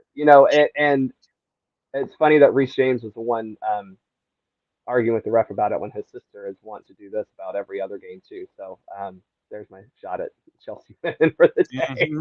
But it's a red card. But I think in the matter of the spirit of this game, I think the referee managed it okay in this regard, because if you give a red card immediately there, I think all hell breaks loose. And I think if you can go to VAR and say, yeah, hey man, it's a red card, I think it just, yes, there's going to be but like, it's not the same as an immediate red card that could potentially cause other things to boil over. And yes, after that, Chelsea's going to want a red card every time the opponent breathes on them. I get it. That doesn't, you're not given makeup red cards, But in this sense of this game, I think the yellow card first made sense, especially because obviously both players were hurt. So for the referee standpoint, maybe it wasn't as bad as he thought it was. He said, oh well, okay, he's kind of hurt too. Now, do I think maybe he was playing hurt because he knew he was going to get a red card? Possibly. But you look at that, you go, okay, this is a yellow card. VAR is going to look at it, that, or hopefully they're going to look at it. If they don't, then you've made the right decision. And you as a referee just have to say, I'm giving that a yellow card. Not sure. Wait for VAR to check it, and then you go, okay, thank you for your service. Here's your red card. Mm-hmm. When it comes to going back-to-back yellows for dissent, what's your line? Well, John, the line is the same line. If you're gonna, first off, okay, to everyone out there, dissent is not going to make a referee change their call, period, right? The call is the call. Mhm. I'm not going to go, oh, you swear you didn't touch the ball, or you didn't touch the player and you got outballed? I must have just been seeing something. Okay, fine, I'll take the yellow card. I'm sorry, I erred in that. You know, that's not going to happen. 2, once you get a yellow card for dissent, which usually in this case means you said something naughty to a referee or very specifically said something about them and their refereeing to, like, there are words and phrases that are going to trigger a yellow card, right? Ref, that's, dog poop. Is one, that's not going to get you a red card. Now if you directly curse at a referee, like, love you, ref, that's going to be a red card, right? But if you say, oh, that's, loving poop, and you'll go, okay, well, here you go. Here's your yellow card for that. But once you get the yellow card, that's your cue to shut up. That just is. I mean, I've done this with players and coaches before. This is my little trick: is I'll start pulling out my card as they're talking to me. Especially, like, I had a coach a couple weeks ago who was trying to come onto the field. He was claiming he was trying to check out an injured player, and I was like, well, I didn't tell you to come on the field yet, and you're yelling at me while you're coming out on the field. So I start pulling out my card out of my top pocket, which is my red card pocket, and I said, Coach, I don't think you should come onto the field anymore. You need to get back. And he, took that as a sign to get back. The cards are meant to be visual symbols that you have crossed lines. And if you continue to step over that line, Mhm. so I forget which game it was that we're talking about, but I remember seeing the meme on Twitter. And it's just like, bro, if you got a yellow card and you kept yelling at the referee, what did you think was going to happen? So honestly, once you get that yellow card, my patience, that is me saying my patience with you, we are done, right? It's, I don't know what the phrase is in your household, John, but in ours, it's something like, okay, then. And that's I would suggest you shut up and agree with me. And it's like, that's what I just told you. We're not arguing anymore. First off, we're not arguing with referees. Don't do that. I'm not here to argue with you, because every time anytime that a player comes to me, during the middle of the game, especially after foul, well, what did I do? And I say, well, you fouled him. Well, I didn't touch him. I got all ball. It's like, no, you kicked him. And then they continue to argue, and I'm like, okay, well, I've told you what you did. You're just arguing for argument's sake. We understand none of these are good faith, good hearted. They're just not. They're getting their complaints out, and that's why we allow it to a little bit, right? We allow for some dissent, because look, I get it. You don't like being told that you did a naughty thing. Okay, say your piece, and we move on. But that's the thing.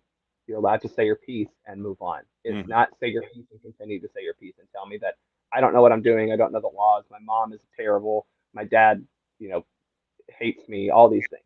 You're not allowed to do that. And especially after you've been given a yellow card, you can't continue to do that.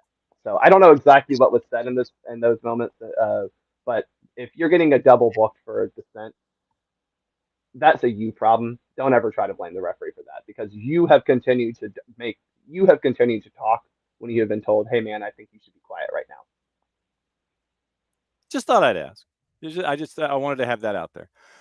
So once again tonight, last match of the season for the USWNT, as they're at the Erector Set taking on Italy tonight. Once again, 7:00. It's going to be on HBO Max and all the WBD networks and Peacock as well. So I apologize that you had to struggle with the hotel Wi-Fi this morning and had to kind of do things a little sideways, but it's sometimes the hotel with free Wi-Fi, John, you expect it to work. I mean, I'm to the point where I use hotspots now. I'm just like, I can't be too mad. I'm looking at the beach right now. So there you go.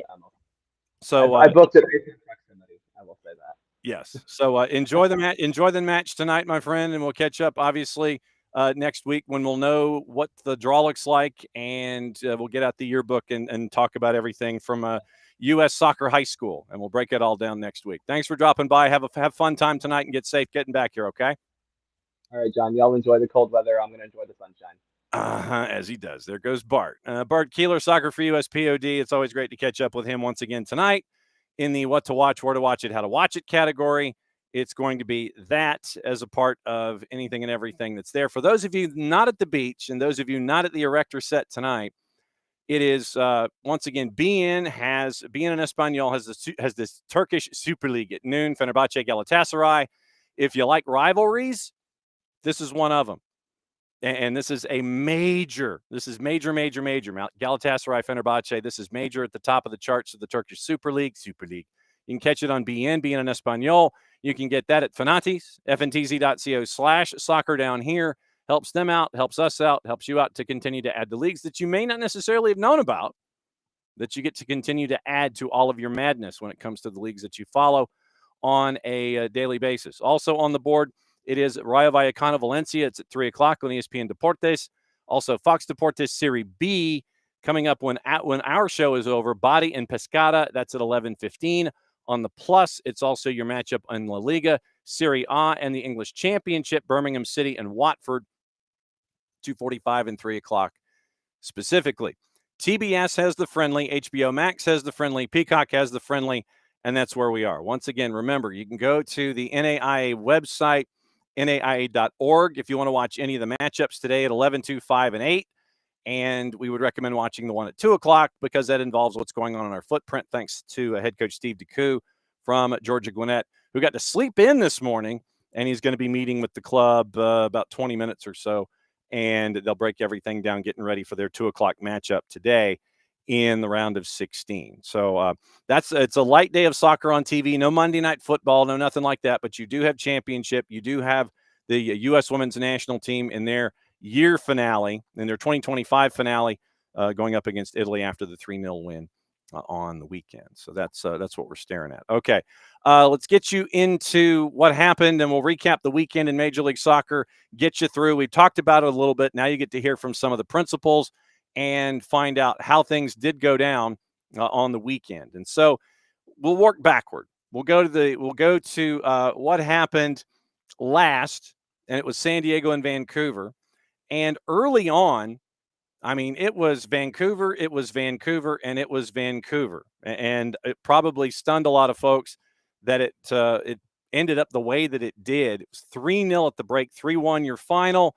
Here was the first goal on the board, courtesy of Apple TV Plus and Major League Soccer. Brian White in the 8th minute. And Dreyer to work this back. Taken away by the Whitecaps. They work it across. The return pass. Kubas is in to the far post, and they're in. Brian White with the finish, and it's the Vancouver Whitecaps who strike first on the road. It's a 1-0 game.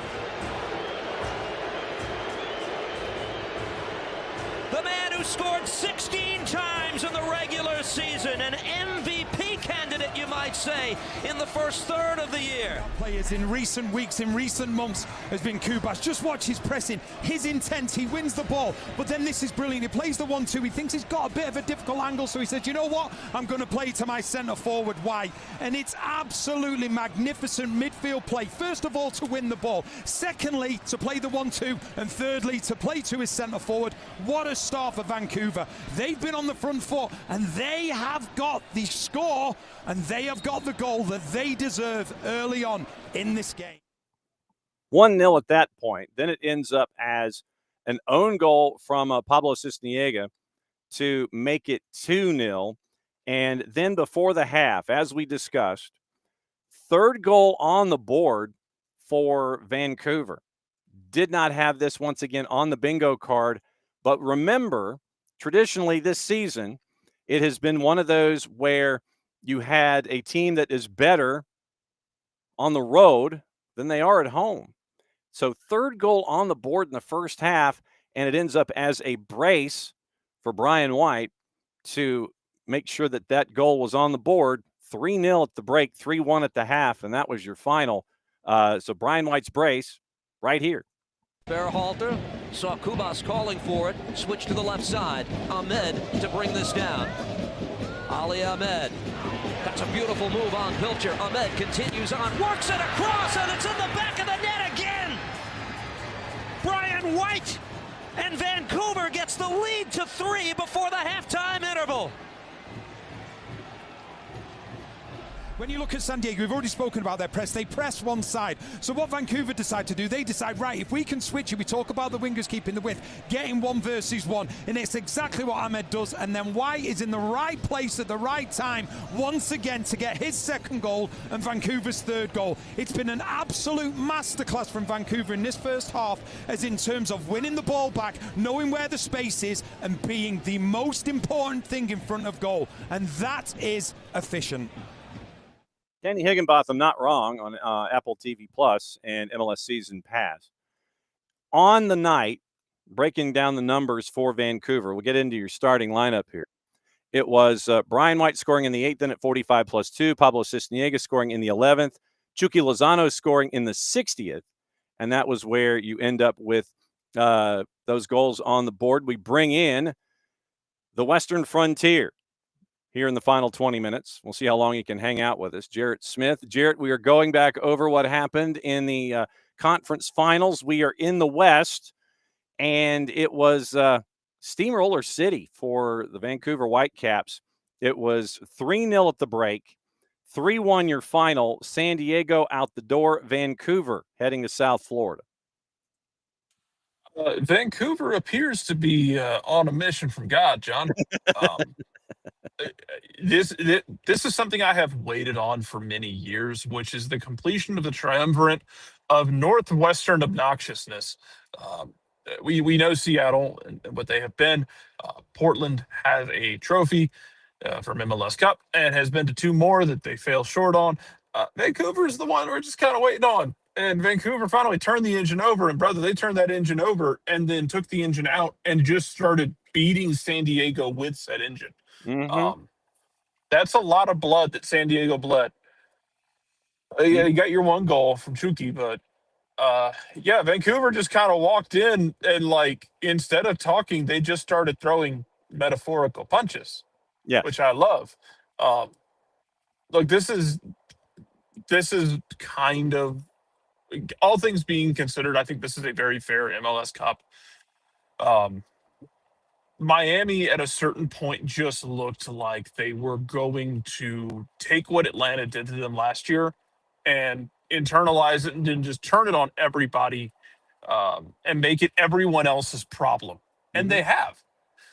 Vancouver surviving the whatever the hell that was with LAFC in the playoffs, John, just at that point, I was like, I kind of after that game was like, I don't know anyone who's going to beat this team, and I don't know anyone who wants to try right now because they were down to 9 men, gave up a 94th minute equalizer from one of the best players on the planet, and survived. Like, we thought you were dead, and you weren't.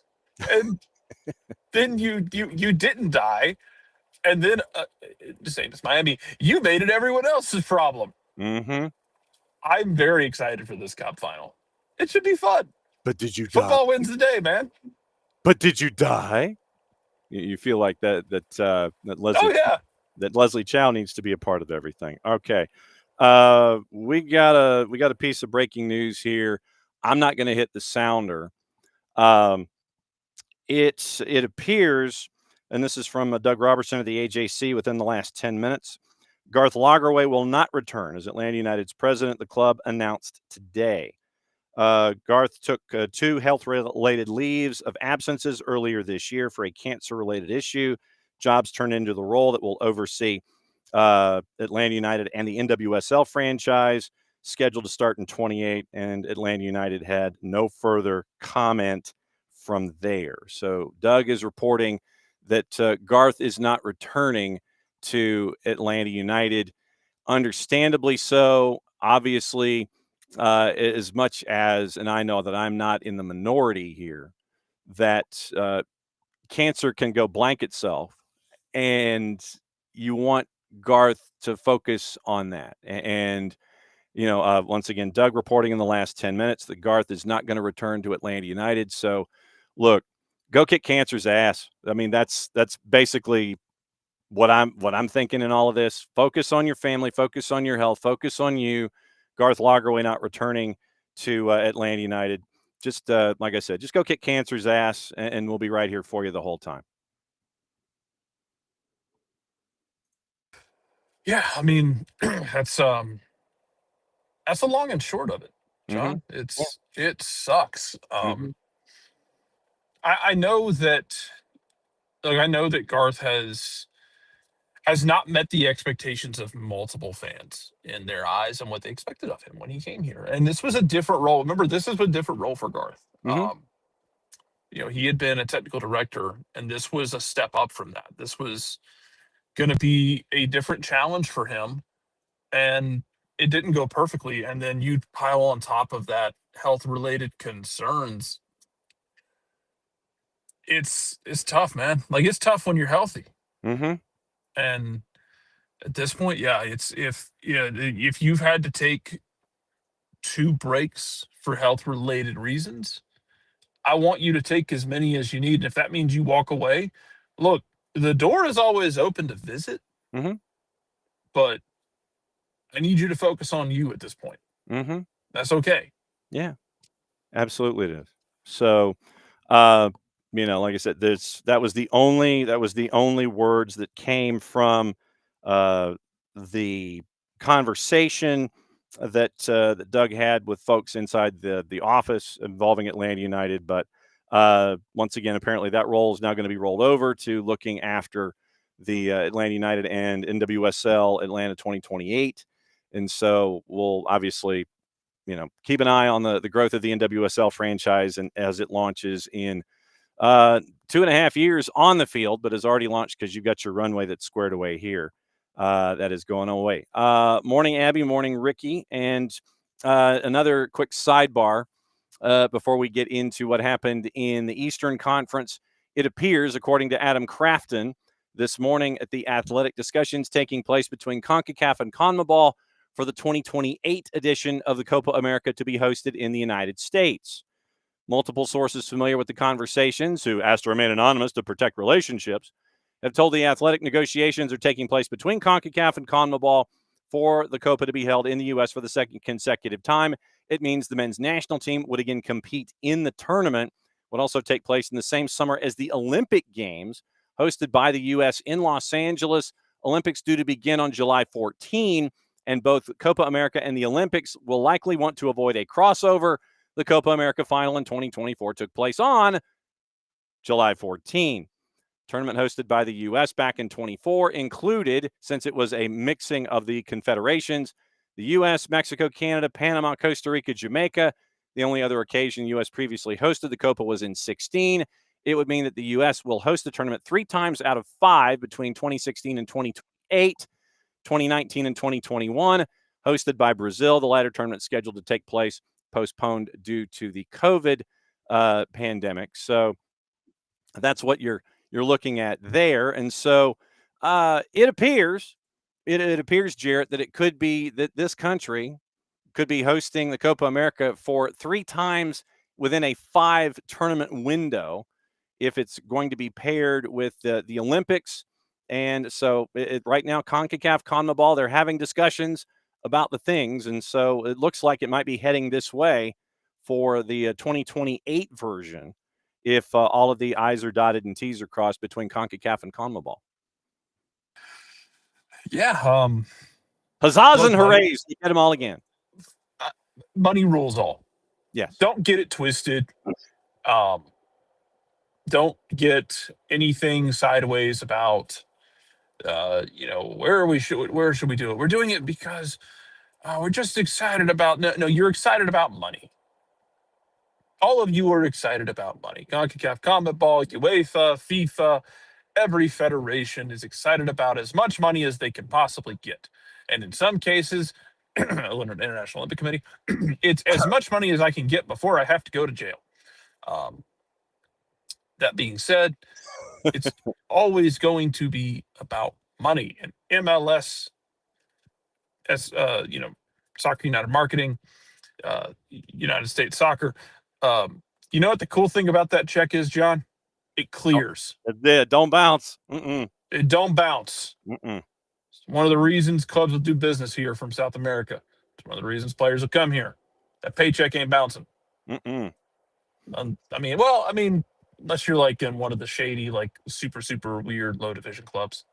Those can bounce sometimes. Yep. Those are a different story. Mm-hmm. But for me, this is it's cool. Like, don't get me wrong, I enjoy those moments when I get to see South American teams come up into the United States. We get major tournaments taking place on American soil. That's awesome.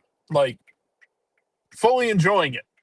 All I'm saying is just understand that the check clears and that money rules everything. Mm-hmm. And if you want to live in this little utopia where they just hit it for the love of the game, well, good luck.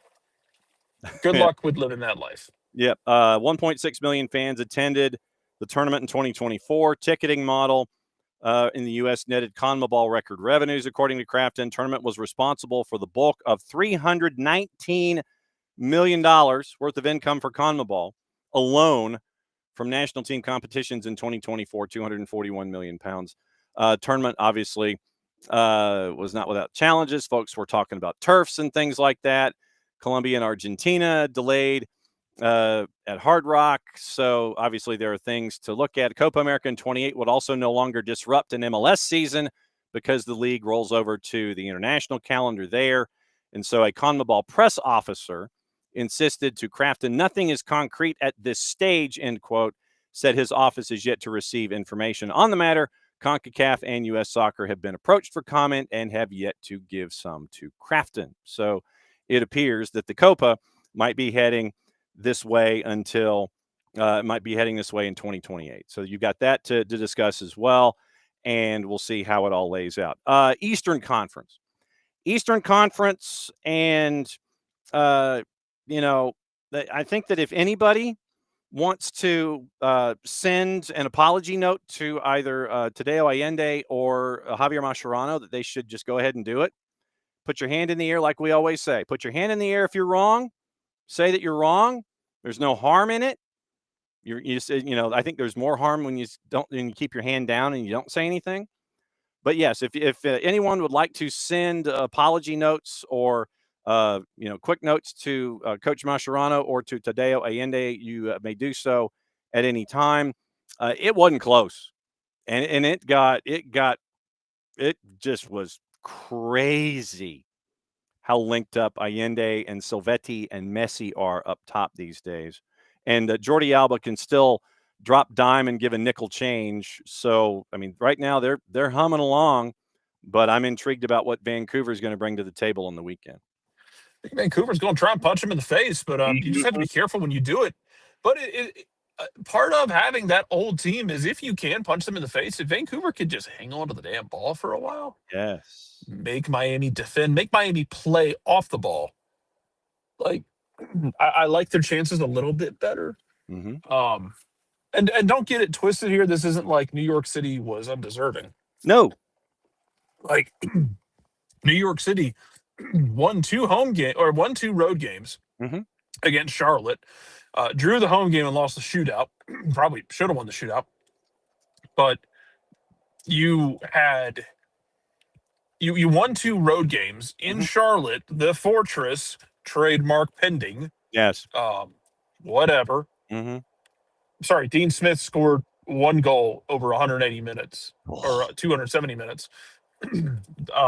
Like the hallmark of Dean Smith playoff runs has been the inability to put the ball in the back of the net. Yes.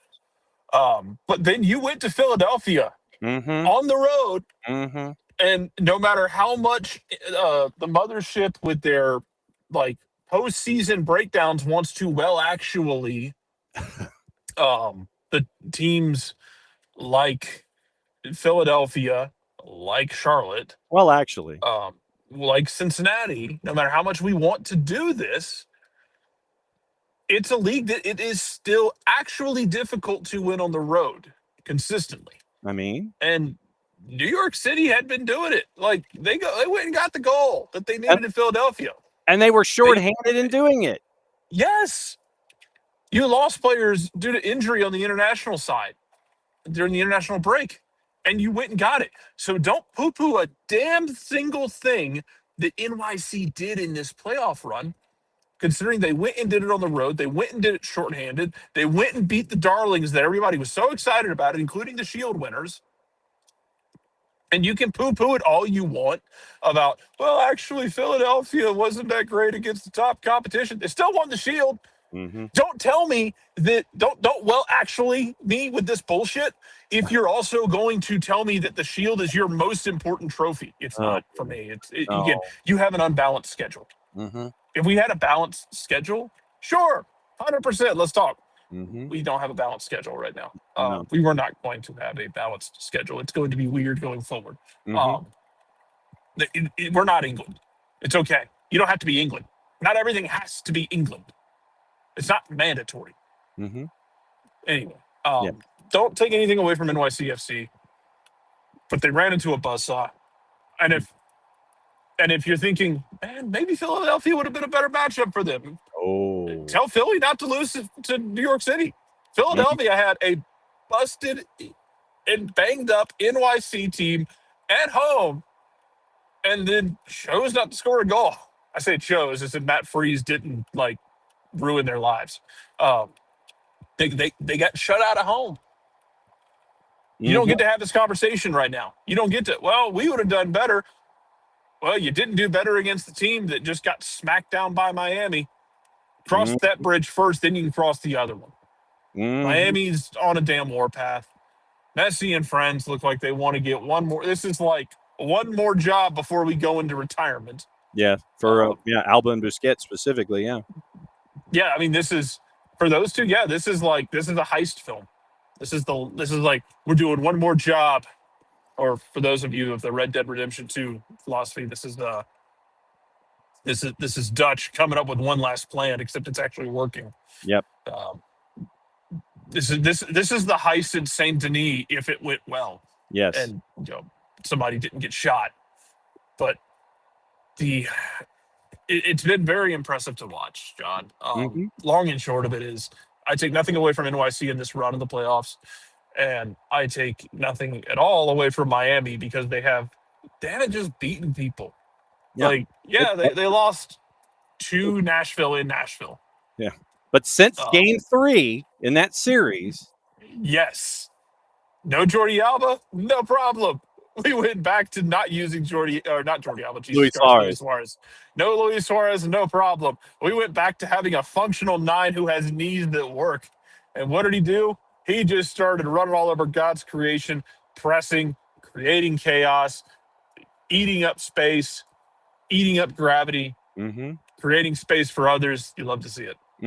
So which goal would you like to hear? Do you want to hear Allende's second with the dime from Jordi Alba, or the third on the ball from Lionel Messi that was just absolutely ridiculous? We can do that one because that kind of felt like that was the killing blow, because when it's 2-1, Rocco Rios Novo, Atlanta legend. I'll get to that in a minute. I have thoughts on that shit in a minute. Yes. Rocco made an amazing save at 2-1 that kept it at 2-1 and kept NYC from tying this thing up. Because remember, you're one great save away, and it's a fantastic save. Again, Rocco's like 5'10", maybe on a good day. Maybe in the morning before gravity does its thing. Yes. Rocco gets up and makes an amazing save to keep it at 2-1. So let's do the 3-1. Let's do the Messi. Let's do the killing blow. Okay. That makes it 3-1. Well, the Allende hat trick. So here's the third goal, the completion of the Allende hat trick, once again courtesy of our friends at Apple TV Plus and Major League Soccer. And you'll know when the pass makes it through because of the reaction in the booth. Right foot, wasn't it? I'm not responding. Absolutely, I wouldn't touch that. Oh, Allende, is it 5? A hat trick for Allende!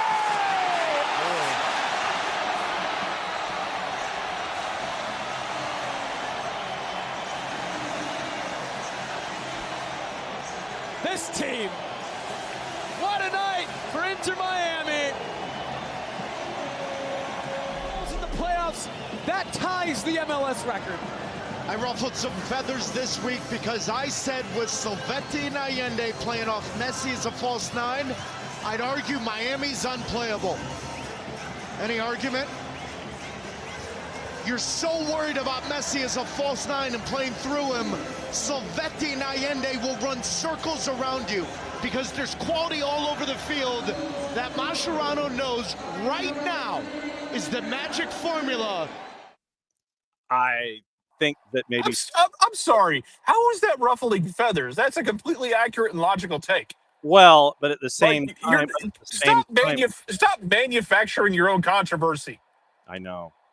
That Look, was a perfectly everyone who watched them came to that conclusion. Like, yeah, I should run off that.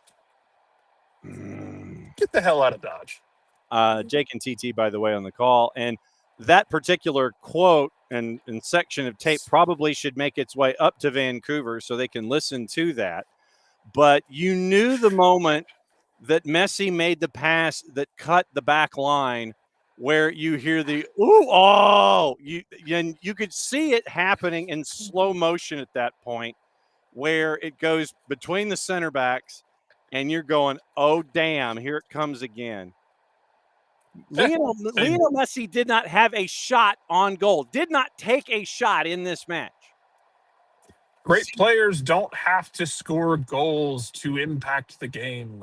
And yeah, Messi has been doing it in the playoffs. He's been scoring like a video game.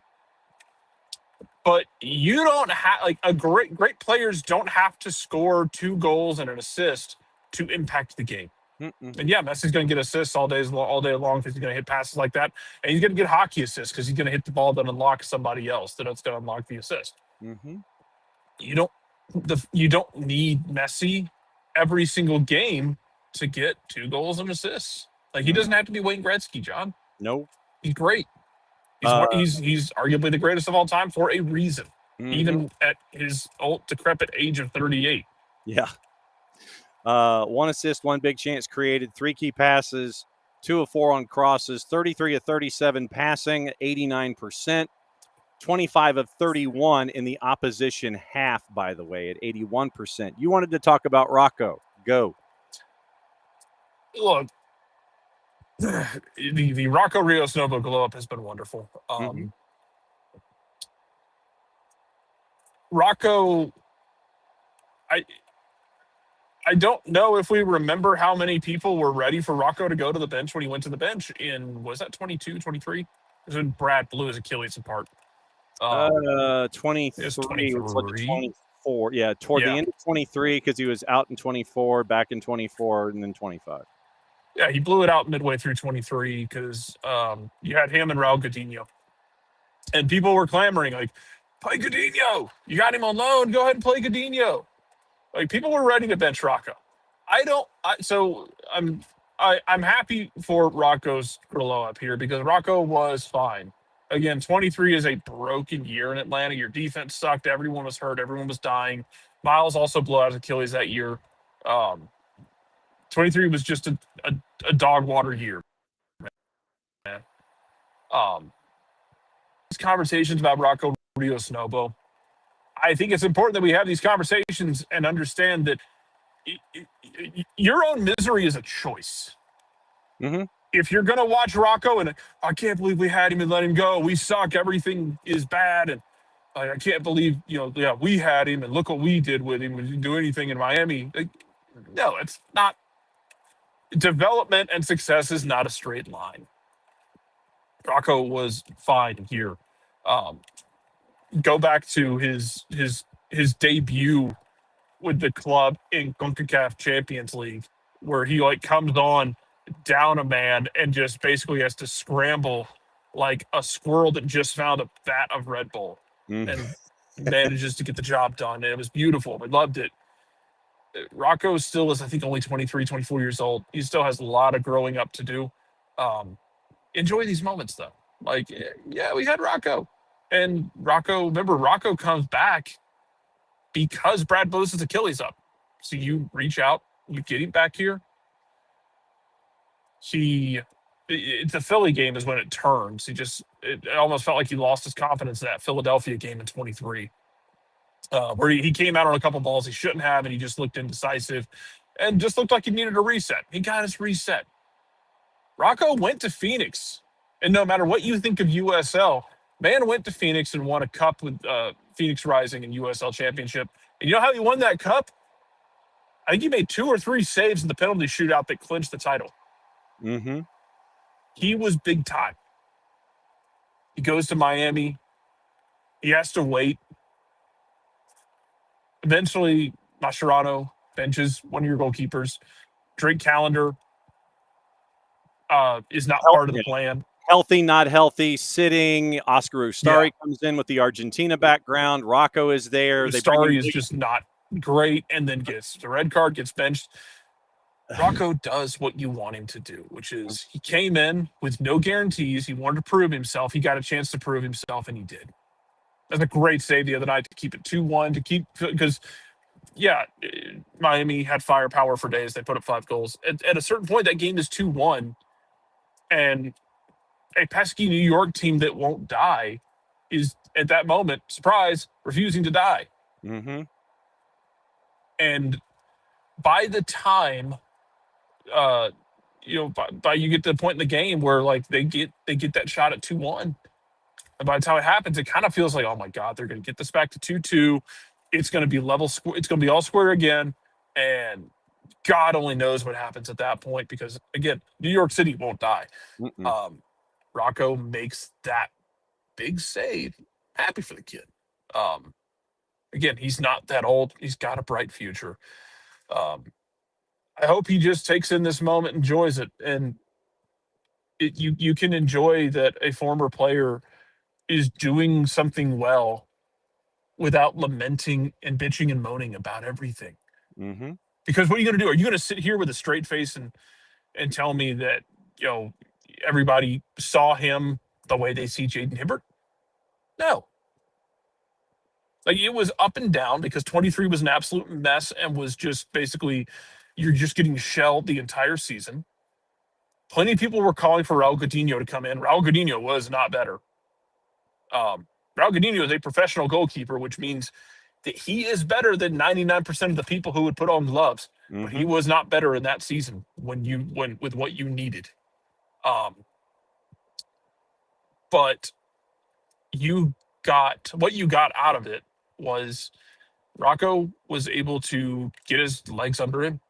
He didn't stick. You were getting Brad back. And I think it has worked out well for everyone. Like, Atlanta has now a weirdly effective through line on goalkeeper, going down to like the damn U14s right now. I know. So parlayed that into going to the championship, building himself up. And again, he didn't just stand between the sticks with his hands in his pockets and win a title with nothing to do. The man made multiple saves in the PK shootout of the championship. Mm-hmm. And now he is 90 minutes away from another trophy. Give Rocco his flowers. And it's okay to do that without lamenting everything around you like you are Eeyore sitting in a mud pit. Mm-hmm. And on that note, soccer over there tonight, 8:00. And we'll discuss things. We'll go in and around the planet, let you know what's on our minds as we go. Once again, NAIA is this morning. It's officially underway. The quadruple headers today and tomorrow. We'll talk about that tomorrow, find out winners, see if folks want to come back and visit. Should have Casey White dropping by to discuss the college game. We'll get into the college game in depth, catch up with our friend Jason Stevens, and find out about the new version of PSR, find out about clubs chasing after MCOs, and getting you ready for the rest of the week. Any other thoughts from you, sir, before we wrap on a Monday? Just waiting for the end of the week so we can see where everyone goes in the World Cup. Busy blanking day for us at SDH as well. I will be at bench warmers to kick things off. Like I said, I don't know how open they will be, but we'll be there to kind of get the doors open for you. We'll do the morning show from bench warmers in downtown Decatur. Maddie and Jason will be anchored at the brew house. They're going to be on after we're done about 11 o'clock. They're going to come visit about 10. They're going to take over at 11, give you a bit of pregame. Then they're going to start once the draw is over. They're going to do your reacts from a brew house, and it's going to be a busy day with us here on the network across the board. So that'll do it for your Monday. Once again, thanks to Jared, as always, for coming in. Thanks to Bart, who is down in South Florida getting ready for the last match for the USWNT this season, and he's going to be there. That's a 7 o'clock kick tonight across WBD Media. And thanks to Steve DeCou, the head coach at Georgia Gwinnett, as they get ready for their 2 o'clock Eastern kick. Thanks to Abe Gordon for dropping by. His early thoughts on MLS Cup, what happened in the playoffs, what's going to happen Friday, all the things. So, Jarrett, sir, since you are in fact here, I will, if I can find it here quickly, I will let you close the show. Go for it. Much applause to y'all. What he said. See you at 8 tonight.